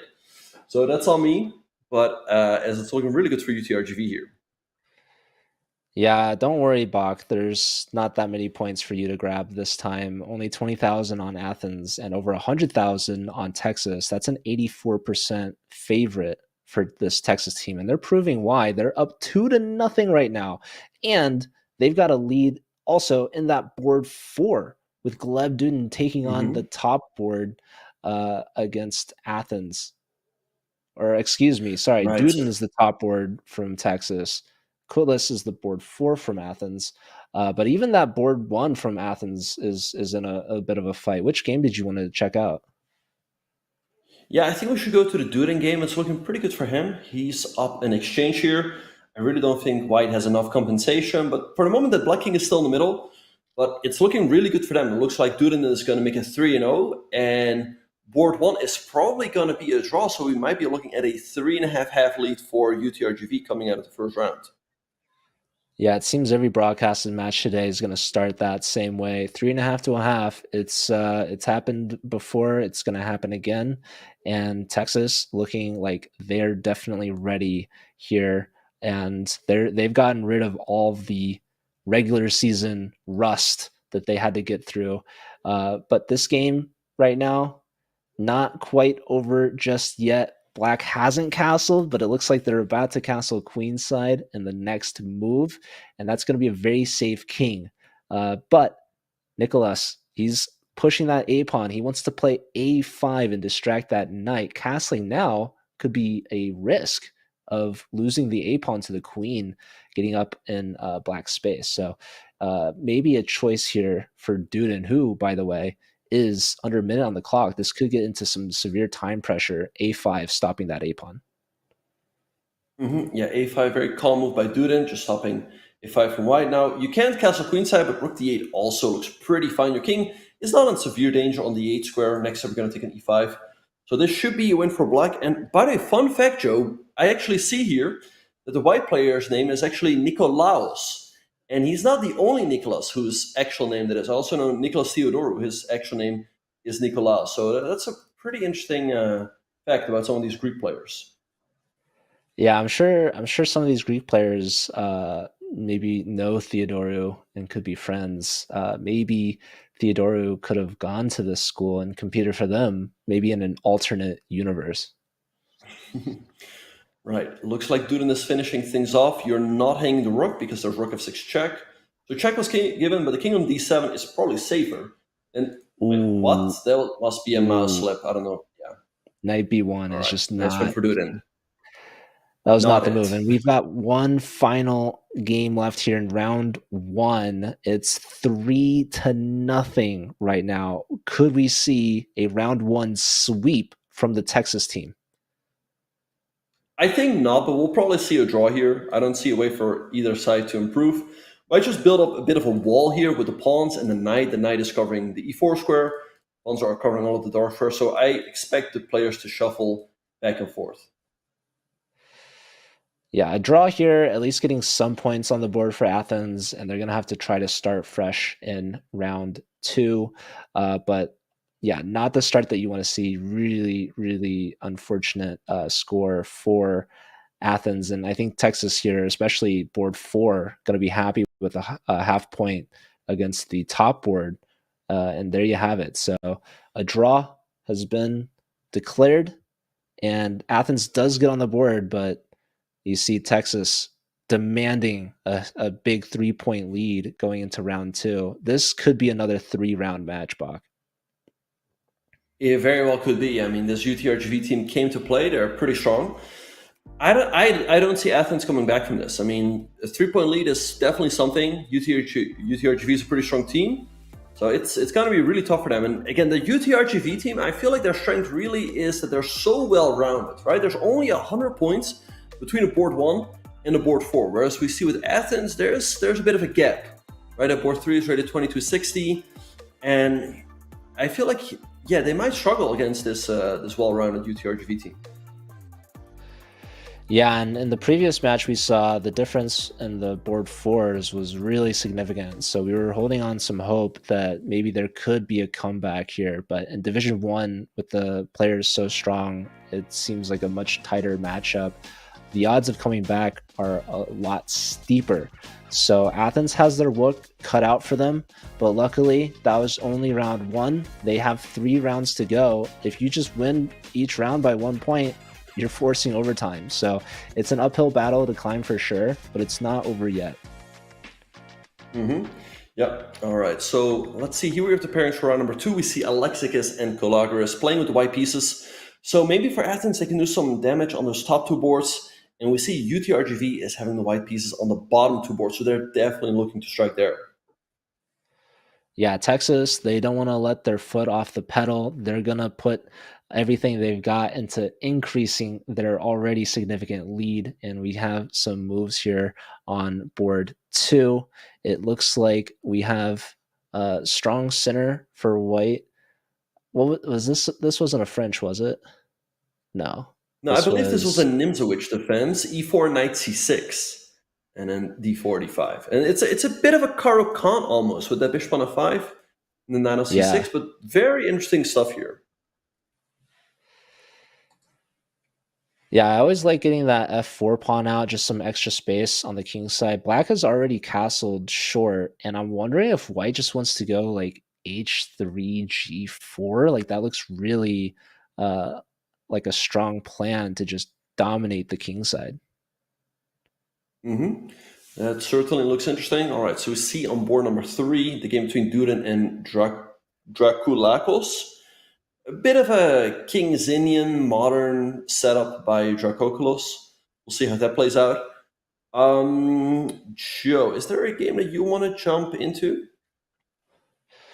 Well, we were looking at that second board, so it's the most progressed game, and I think we have an opportunity for an attack there. So maybe we check in on my favorite board 4 in the league, Oznier.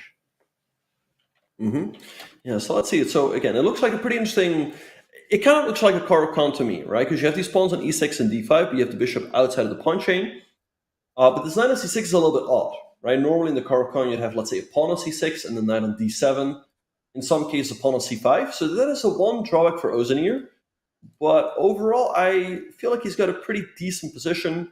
See bishop d2 by Colagris. That's given a miss. I wonder why. Maybe what he could have done, maybe he can put some pressure on this diagonal, like bishop d3 to c and queen c2. On the previous move, Black had played h6. Computer said that was a mistake, and it wanted the move knight to e1. And I'm guessing we're going to get some light square control, opening up our bishop, and also maybe the knight's going to go to d3 to f4. But didn't do that. We do see the knight does end up rerouting. Bishop does go into h5. So I'm liking Athens' chances here with the white pieces. I like that both sides have castled king side, and they have the rooks on a completely open f file. You got some knights on the f file, bishops on the h file, lots of action, and it's pointing at Black's king. So I think this is a good chance for Athens to strike. We see the knight diving in, hitting the rook already, opening up the f file for White's rook. There's going to be some tactics very soon. Yeah, this looks pretty annoying for black to deal with. I think you have to take the knight on g6, because if you move the rook, like white can take on g5, you're going to have to recapture with the h-pawn. That looks bad, so now he has to take. Now I think he has to take on d2, or d3 looks a little bit too risky, so I guess he has to take. White's going to recapture with maybe the knight or the queen, and it definitely looks like white has an advantage. This knight on d8 for the moment is still passive. The knight on f5 is under quite a bit of pressure, so I really like what Collegiate is doing here with the white pieces. Yeah, it takes on d2. That was a really important move. You couldn't allow white to trade bishops on g5, because then your king is going to have a important meeting scheduled with white's queen after queen h5. You don't want to allow that queen to get into your space. You don't want your pawns to get doubled in front of the king. So keeping the pawn structure as is, and now white is deciding, do I take the bishop with the queen or with the knight? Going with the queen, interestingly, I think the knight on b3 might be white's worst piece, because, well, it can't go forward. So probably going to have to reroute at some point. Yeah, no, you're absolutely right, Joe. The knight on b3, I mean, it's developed, but that pawn on b6 is fully neutralizing it. So see rook e1, but now knight g5. Good move by Özdemir, bringing that knight back into the game. He's aiming to go knight e4. Maybe white's going to have to play a move like queen e2. Okay, goes queen e3, I guess, with the same idea, to mean knight e4 with knight d2, and he's putting more pressure on the knight on f5. So I'd still give a slight edge to white, but I like what Özdemir has done here over the last couple of moves. Yeah, he's got the two knights. He's shuffling them. He's trying to give that bishop a kick. So it is defended right now. Maybe it's time to bring the knight back to d2, but keeping the bishop makes a lot of sense. You want to keep that guy around. Also, that e6 pawn might be a weakness at some point. Maybe the bishop's going to go to g4 and put some pressure there. Oh, wow. Queen to a4. Completely switching directions here on us. So Özdemir, you said you like what he was doing. Both sides have 3 minutes, so not a lot of time pressure yet. But do you think this queen is misplaced? It's attacking the a-pawn, and Collegiate says, go ahead, take my a-pawn. I don't care. Yeah, it's a kind of an in-your-face move, I think, as Jasper Cyron likes to say. I mean, black plays queen a4, hitting the pawn on a2, and white says, go ahead and take it. If you take the pawn, I think you lose the queen, because of rook a1, take, and rook fb1. But perhaps, Joe, you can maybe take on f1. White's going to probably recapture with the rook, and then take. That looks so extremely greedy, because white can go h4, kicking the knight away, the knight moves to bishop f7. So I think Özdemir should not grab the... Actually, as I'm saying all that, maybe he should take an a2. If he wants to take, he should take an a2 right now, because after rook a1, there's rook takes f1 in between. But it still looks pretty greedy. Maybe again, white can throw in that move h4. Yeah, and this is kind of a gamble. It's reading as the top engine move to take on a2. So it's definitely a move that you got to think at least twice on, especially when your opponent hangs it on purpose. Özdemir might suspect that there's some defense, and he respects it. So it might have been a bluff, but at the end of the day, he doesn't take on a2. He played c5 instead, and now with that extra tempo, Collegiate is able to kick this knight out. But before we get too absorbed into this game, we got to take a look at the other games. We got 4 games going on.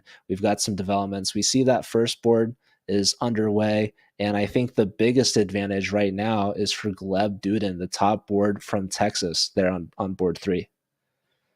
Yeah, no, this round, number 2, also looking pretty good for Texas. Duden is up a pawn, and I mean, black has the bishop pair, but the bishop pair isn't really operating to their full capacity yet, so I feel like Duden has a big advantage. On board number 1, by the way, Joe, we also have a very interesting position, because black just sacrificed an exchange. So perhaps we can go to board 1 first, have a quick look, and then later go to Duden. Yeah, let's totally do that. Right, because I really like what Jakob Fuss has just done here. I mean, the position was perhaps already a bit in his favor. He's up a pawn. But here, white decided to take on c5. And he was banking on black perhaps recapturing with the pawn. Then he can take on d7, take on e5. But Jakob said no, he recaptured with his knight, sacrificing the rook. But Joe, look at this. White's at the exchange, but black has the bishop pair. And he's got 2 beautiful outside passes. So really like this sacrifice by him. And also look at the clock situation. I mean, this looks really nice for black. Yeah, I love having two connected pass pawns, especially outside pass pawns. You could see white investing all of their time and resources, double rooks, the queen, just to blockade a couple of pawns on A and B files. Those are long-term investments, and it's paying off. It's paying dividends. Look at the clock situation. 14 seconds for Alexicus. This looks really rough. I mean, and black's moves are so easy, whereas white's are really tough. All right, so yeah, black made some nice moves here, rerouting bishop, perhaps now bishop d7. I mean, black is just a much easier play here. Yeah, even bishop to d4 looks really logical, just hitting that rook off the A file and maybe going to reroute to c3, defend the B pawn. I mean, you could even consider a move like f5, just blowing up the position, trying to get the queen in to the F file. As you called it, bishop d7, calm, cool, collected, no need. Wait, but now rook takes a5. There's a big opportunity for Alexicus to shift the course of the game, and he takes it. Yeah, very, very good call there by him. Double exclam brilliancy, able to get rid of that excess material, sacking back, sacking the rook, trying to get rid of these outside connected pass pawns. All right. Yeah, so a bit of a mistake there by Foos. He's allowing white to get rid of that super important pawn on a5. Now b4 is also weak, so even though Alexicus is low on time, the momentum of the game is completely shifting, and there goes b4 as well. Wow. And in time pressure too. This is a common mistake when your opponent is in that time crunch, very little time on the clock. Do not play for the clock because there's increment. If you let your opponent back into the game, they could then be better in the positions. That's exactly what we're seeing. So this is exactly what Athens needed here on this top board.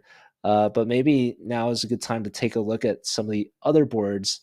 Even though Athens is doing well here, it's not looking so hot on the rest of them. Yeah, no, 93 actually also a nice move by Alexicus. He gives up h3, but he takes on b4. But yeah, let's do it. Let's have a look at the other boards. Let's go back to the bird's eye view. We see that on board number 2, Ozenir doing very well with the black pieces against Kalogoris. He's up a few pawns. On board number 2, Dudin crushing it with the white pieces. He's about to infiltrate on the h file. I think we should go to that game, Joe. That game looks like it's about to be over. We might not have time. Yeah, the clock's hit 0 there. Oh, so that's it. We caught it just in time. Dudin starting off strong with a 2-0 start here in the top 2 rounds of this match, adding on to an already dominant lead for Texas. Absolutely. Yeah. So big lead for Texas here. Let's see. We perhaps we can also go to board number 4 as the Greek player there is in quite a bit of time pressure. He's down to 10 seconds. Oh wait, what happened on board number 1? Alexicus lost on time? I guess so, because the clock says 0 and it says 0-1. Yeah. He might be having some internet issues as well. So unfortunate, but the time is part of the game still. And it looks like the rest of the games are really low on time as well. Here we see Nicolas and Jose. Nicolas, it's showing zeros on his clock, but he's just got under 10 seconds. 6 seconds there, barely any time, and it's just completely losing in the position as well. Right, I'm kind of surprised he played knight f5 now. He's giving white the opportunity to completely destroy his pawn structure. I would just take that opportunity if I was white, take on f5, king d4 after. Black has so many weaknesses that this should just be a technical win. Bach, I think the first round, it didn't look very good. He made that move with 0.1 second. Wow. If 3.5 to a half was bad, wait till you see the results of this round. Oh, we're about to see a sweep. White's winning. They're already up 2-0 in this round, and they're winning on the other 2 boards. Oh, no. This is, we have Ekin Oznir again with another dub. Board 4 against Caligaris, so it's 3-0 in this round, soon to be 4. Yeah, just trade that last rook. This is resignable. Yeah, this is a sweep, b5, and that's GG. So, yeah, big win there for UTRGV. It looks like they're going to be taking a 7.5 half lead. I'm just a bit sad, Joe, that I missed the prediction. I mean, I was going to put in my channel points on UTRGV. I had already typed in like the points. I just had to click submit, but I was distracted for a second, and when I looked again, it was too late. You snooze, you lose, unfortunately. Yeah, there's resignation. Jose 2-0. His team is just crushing it. Not even a single win yet in the first half. Athens is going to say farewell to their season after Texas gets one more point in this next round. Yeah, no, I don't see it happening. I mean, this Texas team is pretty strong. I mean, they definitely came to play. And yeah, so the rest of the match probably is going to be a formality, but let's see how Athens will try to come back in round number 3. As here we have the board pairings for that round. We see Alexikis with the black piece against Cardoso. Then we have Giannis against Glabdudin. We have Dracokulos against Ozanir, and we have Nicolas against Jakob Fus. Yeah, and Athens actually just has to sweep the rest of the remaining rounds if they're to win. But first, Bach, you're actually a player in our Title Tuesday. I wanted to mention everyone's favorite weekly event just got doubly exciting with more and more titled players joining the likes of Hikaru, Magnus, and Jose Martinez in the weekly Blitz tournament. We've decided to double the prize pot for the first Title Tuesday that reaches 1,000 players, which means players who finish in the top 30 will earn a cash prize. Will it happen next week? Use exclamation point 2x in chat or visit go.chess.com/double for all the details. Bach, are you going to be one of the 1,000 title players playing this week?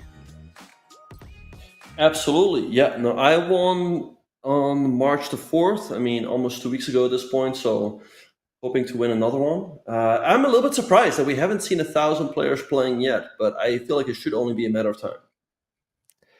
Yeah, I think it got so super close, like within less than 10. There was like 990 plus players one of the weeks, but we couldn't break that 1,000 mark. But it's awesome to see just how many titled players are out there competing on Tuesday. So yeah, it's definitely a fun event. But speaking of titled players, we've got a couple of them here in this match, and the round 3 is underway. Athens, I don't think they'll do the reverse sweep. If they sweep this round after getting swept, that would be a first.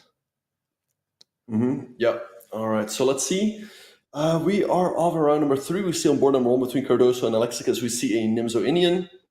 And on board 2 between Durin and Kalogaris, we see a bit of a mix between an English and a Reti. Black going for a solid setup with T6, D5, and G6. So pretty interesting stuff there. Bach, I'm just thinking of the bracket at large. The winner of this match, likely to be Texas, moves on to play against SLU. So as a former captain, what do you tell your players if they're watching an absolute manslaughter of a match? Does this give Texas momentum, do you think? Do they think that they're going to feel extra confident going up against SLU, or does that not really change your game plan at all? I don't think it changed the game plan, but it definitely might give them more confidence going into that match. But I still think SLU should be the favorite. I think they have the better team, but Texas is a dangerous team. I mean, they have pretty good players on all of the boards. Again, they're pretty well-rounded. They're completely destroying this Athens team. So it's not going to be a walk in the park for SLU. Yeah, that makes a lot of sense. And I think Texas is trying to give some payback against Athens, who beat them in the regular season. And I mean, Texas might just be on a vengeance tour here. Maybe they're going to try to beat down SLU for taking one of their top players, Viktor Gajic. But I wanted to ask you, how involved are you now that you've graduated in helping the SLU team? Any coaching or advice or preparation, anything like that? Are you involved in that way? Not really. I did stop by last Sunday, or like, I don't know if it was last Sunday or the Sunday before that, just to visit their team training. Yeah, I mean, I feel like you just sit down and play, right? There's not that much I can do. But I do remember, though, last season when Kacharava was really struggling, I did tell, like, let's say Robby or Var that you should just practice a little bit more, because over the board and online is different. You just need that experience sitting in front of your computer with the mouse. And I think he definitely got that practice, and that certainly helped him in the finals. Yeah, and before I ask this next question, yeah, I was gonna say this was just a big blunder here. Is it just knight b3? Is that a fork? I think so. I mean, this is a check, but you move the king over, and I don't think White's getting enough. But sorry, Joe, what were you going to ask? So my question to you is, now that Viktor Gajic has joined the SLU team, do you think he has extra insider information that's helping the SLU team to prep against Viktor's former teammates at Texas? It's a good question. I mean, perhaps he has worked a little bit with his teammates on some openings, but I don't think he's necessarily gonna leak anything of that or anything. And I don't think there's like too much, let's say, of the team strategy that there is to leak, let's say. So, yeah, again, at the end of the day, chess is an individual game, so the players just have to sit down, play their best chess, and I don't think he's able to give SLU too much of an inside advantage by UTRGV. All right, well, we'll see. I think SLU was able to handily beat Texas in their regular season match. SLU is the only team to have swept the regular season 7-0, and yeah, it's going to be an exciting match. But this one isn't over yet, as we see Dimitris Alexakis. He gets that fork. He's going to be picking up an exchange at least. An awkward move. The knight is on d6. The queen's hanging on d4. The king just moved to f8. Neither side is castled. White hasn't even moved either the e pawn or the g pawn, so the bishop has no legal moves. So yeah, very awkward play. Like the rook's just hanging in the corner for free. Right. So Alexakis takes it. Yeah, black has lost the right castle, but a full rook is a lot of material. And it's not going to be easy at all to trap this knight. I mean, White's going to try, but now this knight can jump right back out with knight b3. If you take, you hang the knight on d6. So I think Alexakis is going to win this one. Yeah, and that is going to be their first full point. They only have a draw so far, which is wild. And they're going to need some more points. Yeah, the knight just comes out, says, hey, my knight's hanging. Take my knight if you want, but your knight's also hanging, so it's just going to be a fair trade. Although, yeah, you could push, but maybe knight takes on c1 intermezzo. Oh, yeah, that's another piece. That's a little bit much, but not over until it's over. Let's see what Cardoso is going to try, but yeah, this is way too much material. What if Texas just sees that they're at a 7.5 to a half lead and they're like, it doesn't matter, we've already won, and then they just play like this for the rest of the match? Well, that's a good recipe to throw your lead. Okay, this game is going to be won by Alexakis. I mean, there we have it. But they should be getting some points in the other boards. So Joe, let's have a look. So on board number 2, Gleb Dudin doing pretty well with the white pieces. He is having a nice bishop pair. On board 3, Ozanir is crushing it. We have to go to that game, as that game might be about to end. Yeah, that was just a recent development in this last move. Yeah. That is a check. The king is in check. So if you take it, guess what? Your rook is hanging. And if you don't take it, well, you're just down. You're just losing. You're lost either You're just way. losing, yeah. Right, if you go to h2, it's checkmate, g2, it's checkmate. You can go to h1 and have queen h2, but he takes, okay, He but takes. take. Well, Also ladies and something like, gentlemen, you can also give a check here first, but I feel like we're about to witness the end of the match here. what did I tell you guys? Ekin Osnir. Keep an eye out for this man. Remember his name. This is the almighty board 4 from Texas, and he is about to punch UT Rio Grande's ticket to Division 1 semifinals here in the Collegiate Chess League. Yeah. And look at this. He doesn't take the rook right away. He took an h3 with a check. He can now take an f3 with a check. Really precise stuff. Then he's taking go the back house. to g3. He's taking the house. Go to h3, then a g3, then take. I mean, this man's taking everything. That was probably a good time to take, though. And king can't go to f1 because then the bishop would come in for a checkmate. And yeah, if you count how many rooks there are on the board, black has one more than white. And that's a big reason why they're winning. But also, you can see this king is right next to black's queen. Black still has to get those last two pieces in. The queen can't do it all on her own, but she wants to. She's attacking the queen with the pawn, and the knight is defended by the queen. Okay, queen trade offered. Queen and bishop lined up now. This is going to be the match. Yep, this is going to be the match. Black's up a colossal amount of material. He's up in exchange, and 3 pawns. If you move the queen, let's say here, there's also queen h3, picking up the knight. So you probably have to go to queen h4 to try, with the emphasis on try. Keep the game going, but I guess black just goes bishop e7, bishop c6. The rook comes in. This one is about to be over, and that's going to be the match.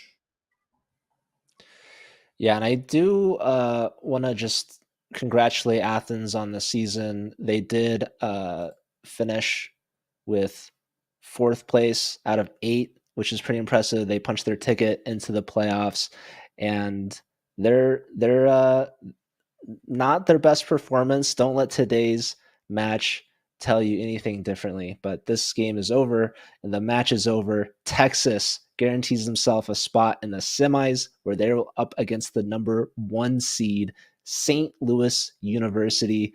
That's going to be next week on Friday. So be sure to tune in and watch that. Bach, what do you think? SLU versus Texas? Who's going to take it? SLU is definitely the favorite. I mean, they have grandmasters on pretty much all of the boards, whereas UTRGV has IMs on boards 3 and 4. Also, SLU's GMs are a bit higher rated. But this is a dangerous team. So, it's not going to be a walk in the park, but I am giving the edge to SLU. Yeah, that makes a lot of sense. I also had SLU winning in my prediction bracket, but something that I didn't see happening, a curveball thrown by Lviv, another European team who took down SRM earlier today by a score of 9.5 to 6.5. So the semifinals are set for Division 1. We know who's playing who. That's going to happen next week on Friday. We've got Lviv taking on Mizzou, and we've got UT Rio Grande versus SLU. So big matches coming up. Of course, we have these last few games here between Athens and Texas, but Texas has clinched the match.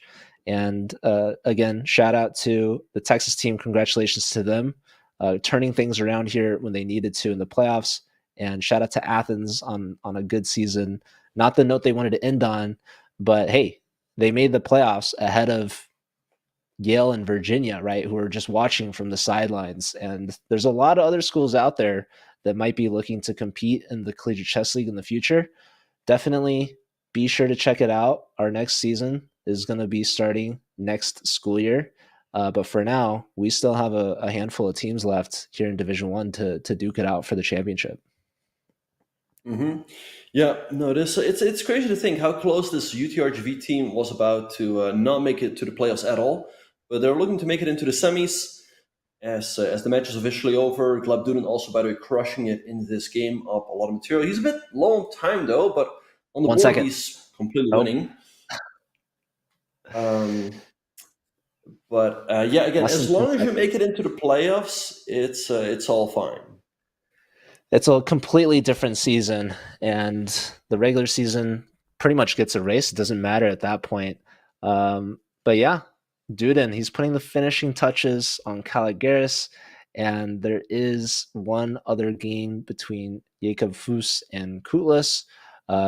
We could take a look at that, or whichever one finishes first. I think this game we could stick around for.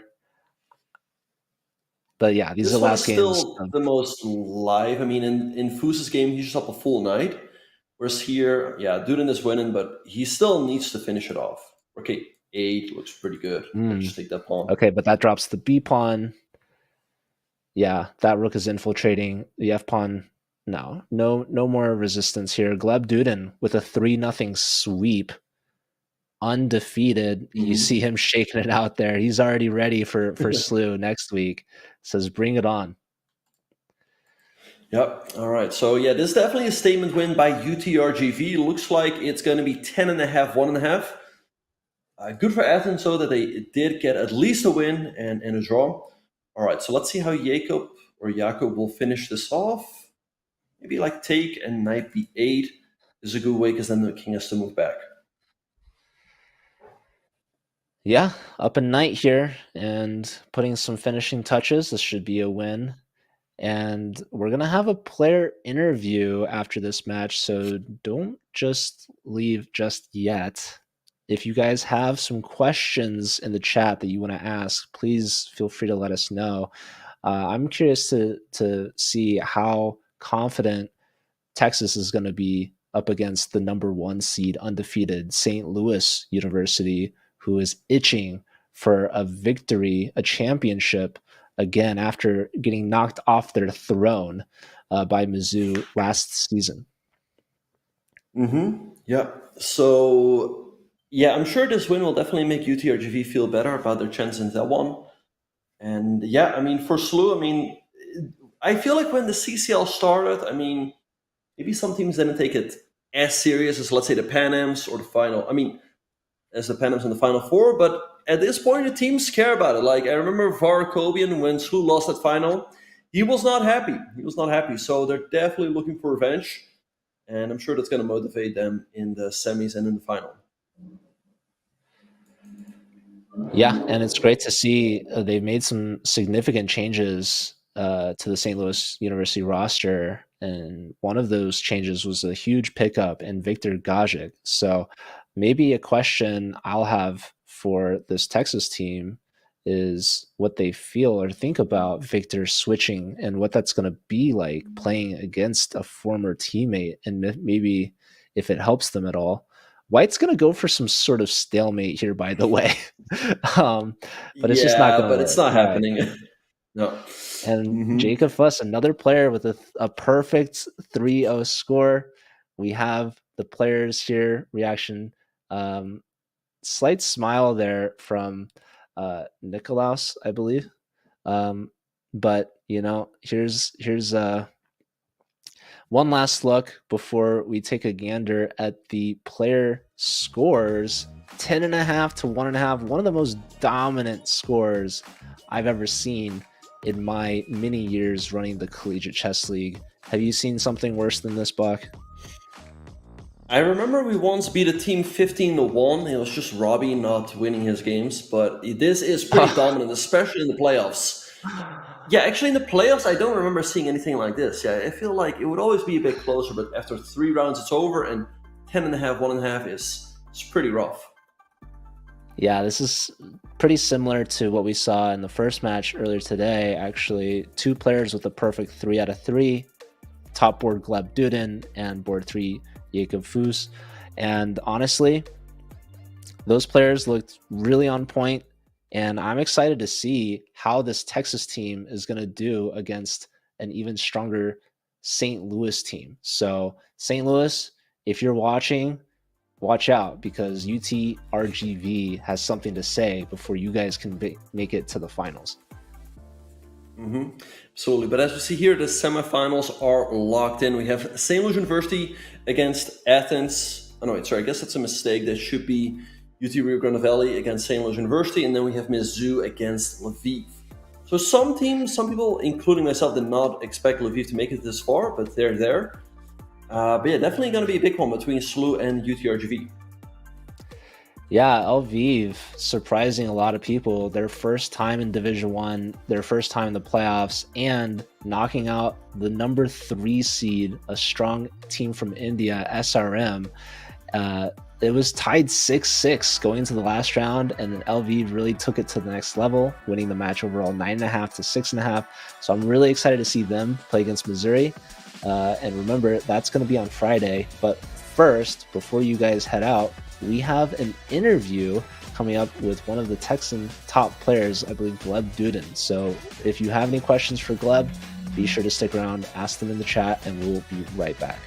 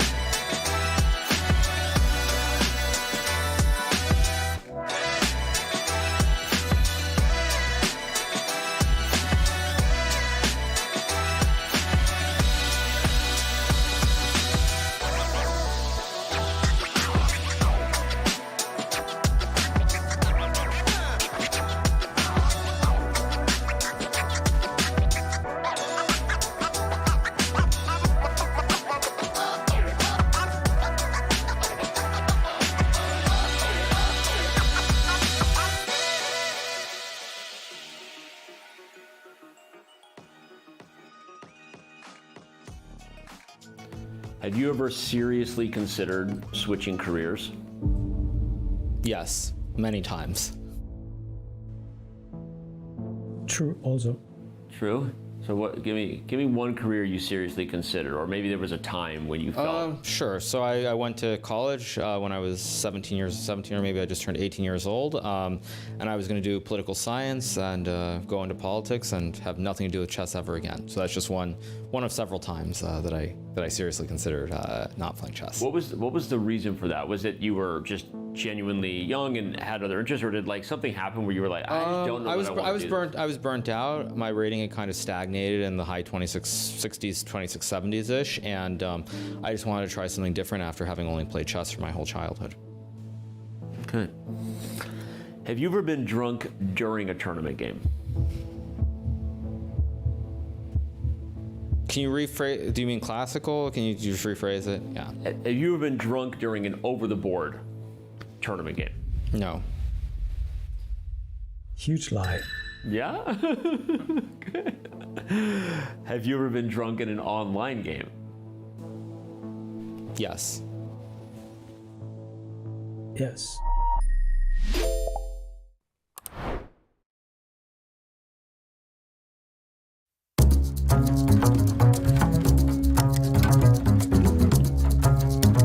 "99% of players would resign here, but Magnus is built different. I'm Grandmaster Pepe Cuenca, and you cannot miss this epic battle from the 2024 Champions Chess Tour Finals. Wesley So accepts a challenge of entering the Nimzo Indian played by Carlsen.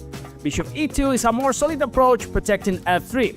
Magnus needs to win, so he goes all in with a hyper-aggressive line, but Wesley drops a pawn on the position. After e5, White's plan is simple: knight e1, f3, and still that juicy f-pawn like a Grandmaster thief. And then boom! Knight d4 hits the board like a cold shower. After this sequence of moves, where Black's pawn structure is destroyed, the final guest arrives at the party. Black needs to counterattack with rook to g8, targeting g2, but after knight g3 he's forced to sack the exchange like an amateur streamer trying to look cool, otherwise f5 falls. Magnus is down a full exchange, but this man doesn't quit. b5 makes sense, fixing c7. Meanwhile, after knight takes g3, it was Wesley's moment to shine. He could have played f6 followed by b6, and the pawn chain would be shattered like my blitz raiding after a tilt. Instead, he played rook to e1, and now he needed to be precise with king to h2, followed by rook b4 and rook to c1. But guess what? Rook a1 happened, and suddenly it's not that easy anymore. And here comes the plot twist with h3. Magnus is setting up a mating net out of nowhere. After gh3, g3 and rook b1 would be game over. I don't want your rook, buddy! I want my knight supporting g3. And then Wesley plays f7, the fatal blunder. Magnus doesn't even blink. He plays h takes g2, threatening g3 followed by rook b1. With king to f3, black is threatening king f2. And after king to g1, white just keeps up. Game over. Magnus Carlsen, the master of comebacks, the king of resilience.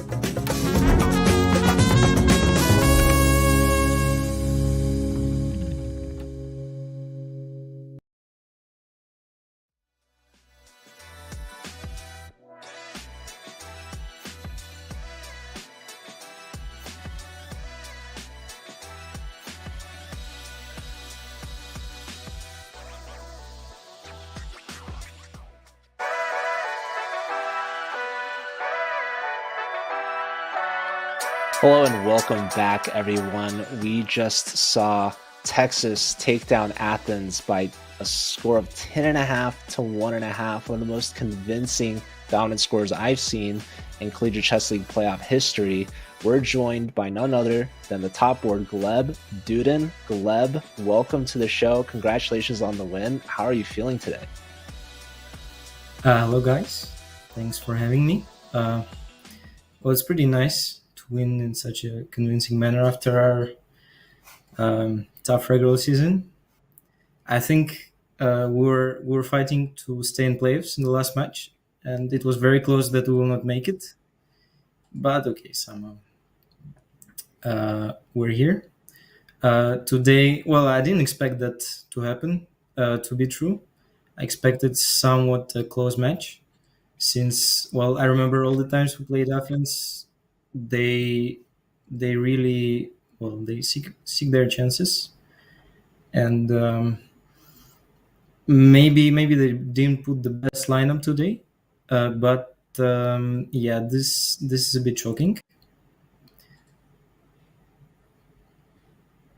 Mm-hmm. Yeah, Gleb, congratulations on such a convincing match victory. And are you in Romania right now for the European Championship? And are a lot of your teammates there as well? Yeah, the funny part is that all our team is playing, currently playing right now. So me and Jacob Fus, we're playing European Championship in Romania. And Eki Nozenir and Jose Cardoso, they're playing Lone Star Open in Texas. So yeah, we're sort of busy, but there's always time for CCL. I love that. Love that you guys are taking the time in between your travels, even during your travels and over the board tournaments, to make sure that you're still beating down on teams here. This was a huge score, obviously a big win for your club, punching their ticket to the semifinals where you're up against St. Louis University. I wanted to ask you guys, this was probably one of the worst regular seasons you've had. You mentioned barely making it into the playoffs, having to win in that last round against Lviv. And up against Athens, you guys actually lost that regular season match by a score of 8.5 to 7.5. So what is it that you guys did differently between now and the regular season? Well, I think that we had a bit different expectations for the playoffs since our regular season went completely out of control. So, well, me personally, I didn't expect much. So I was just focused on, well, trying to win all the games as usual. But I had a very convincing thought that it's like 50% likely that we will not make it to semis. So maybe this kind of chill mindset helped a bit.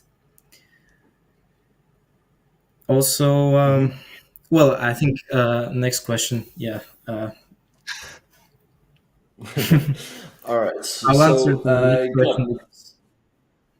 Oh yeah, yeah. So Gleb, so this is the first time we have you for an interview here on our broadcast. Obviously, Joe and I know you pretty well, but maybe you can tell our viewers a little bit about yourself, like where you're from, what is your major at UTRGV. Just tell us a little bit about yourself. Well, it's gonna be a bit long story. So Go originally ahead, I'm we have the time. originally a grandmaster from Russia, but now I'm representing Hungary. So, well, Russian Hungarian grandmaster. Uh, I joined UTRGV a bit more than 2 years ago, studying psychology, and yeah, it's been a pretty fun ride. I'm playing this collegiate league for the probably sixth or fifth time, and each year is the same. We go to semis and then we lose to either SLU or Mizu. And we play the third place match. So regarding the coming up question about the semifinals, I think that I don't have much hopes, but we'll see. We'll see. You don't have much hopes. You guys just had a 10.5 to 1.5 score against Athens. Obviously, you're up against St. Louis University, Bach's former team. But I wanted to ask you about that matchup. Something that's really interesting to me is that you guys used to have Victor Gajic on your team, who's now playing for St. Louis University. How does that feel to play against a former teammate? Do you think that knowing his play style maybe could help you out, or do you think that he's just another SLU player now that's really strong and tough to play against regardless? Well, Victor was definitely a big loss for us, and he was the best. So feeling his shoes. But actually, it's also very thrilling. So I'm looking forward to play match against Lou, just to play against Victor. And if I get 1 out of 3 and I win only him, it will make my day. Mm-hmm. All right, nice to hear that there's some rivalry going on. And Gleb, you guys won the Pan Ams and qualified to the Final Four. So how was that? I'm sure the university, the team was very happy about that. And how do you look forward to the Final Four?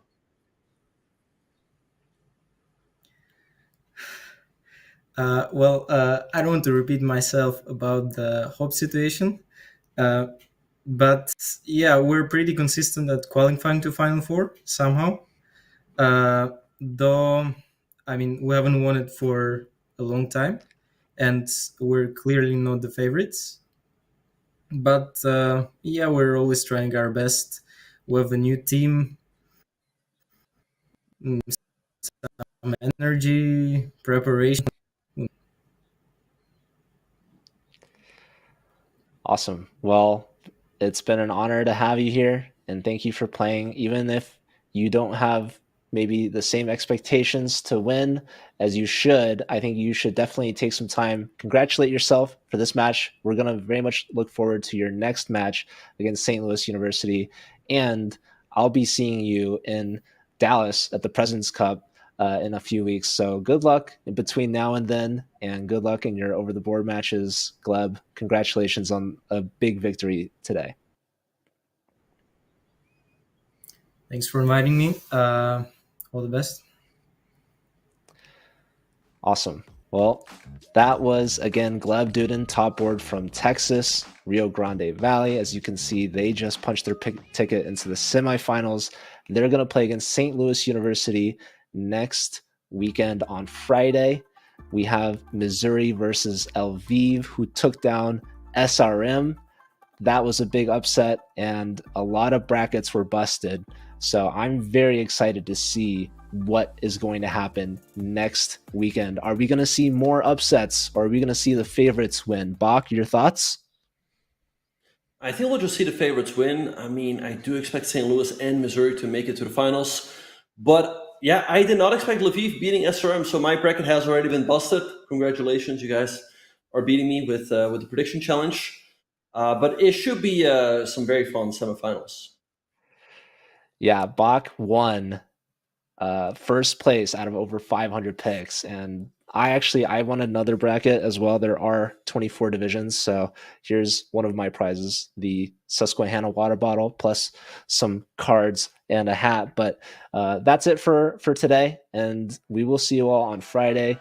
Ben, it's been a pleasure. Thanks for being here, and thanks everyone for watching. Tune in next week, Friday, 2 p.m. Eastern. We've got the CCL semifinals.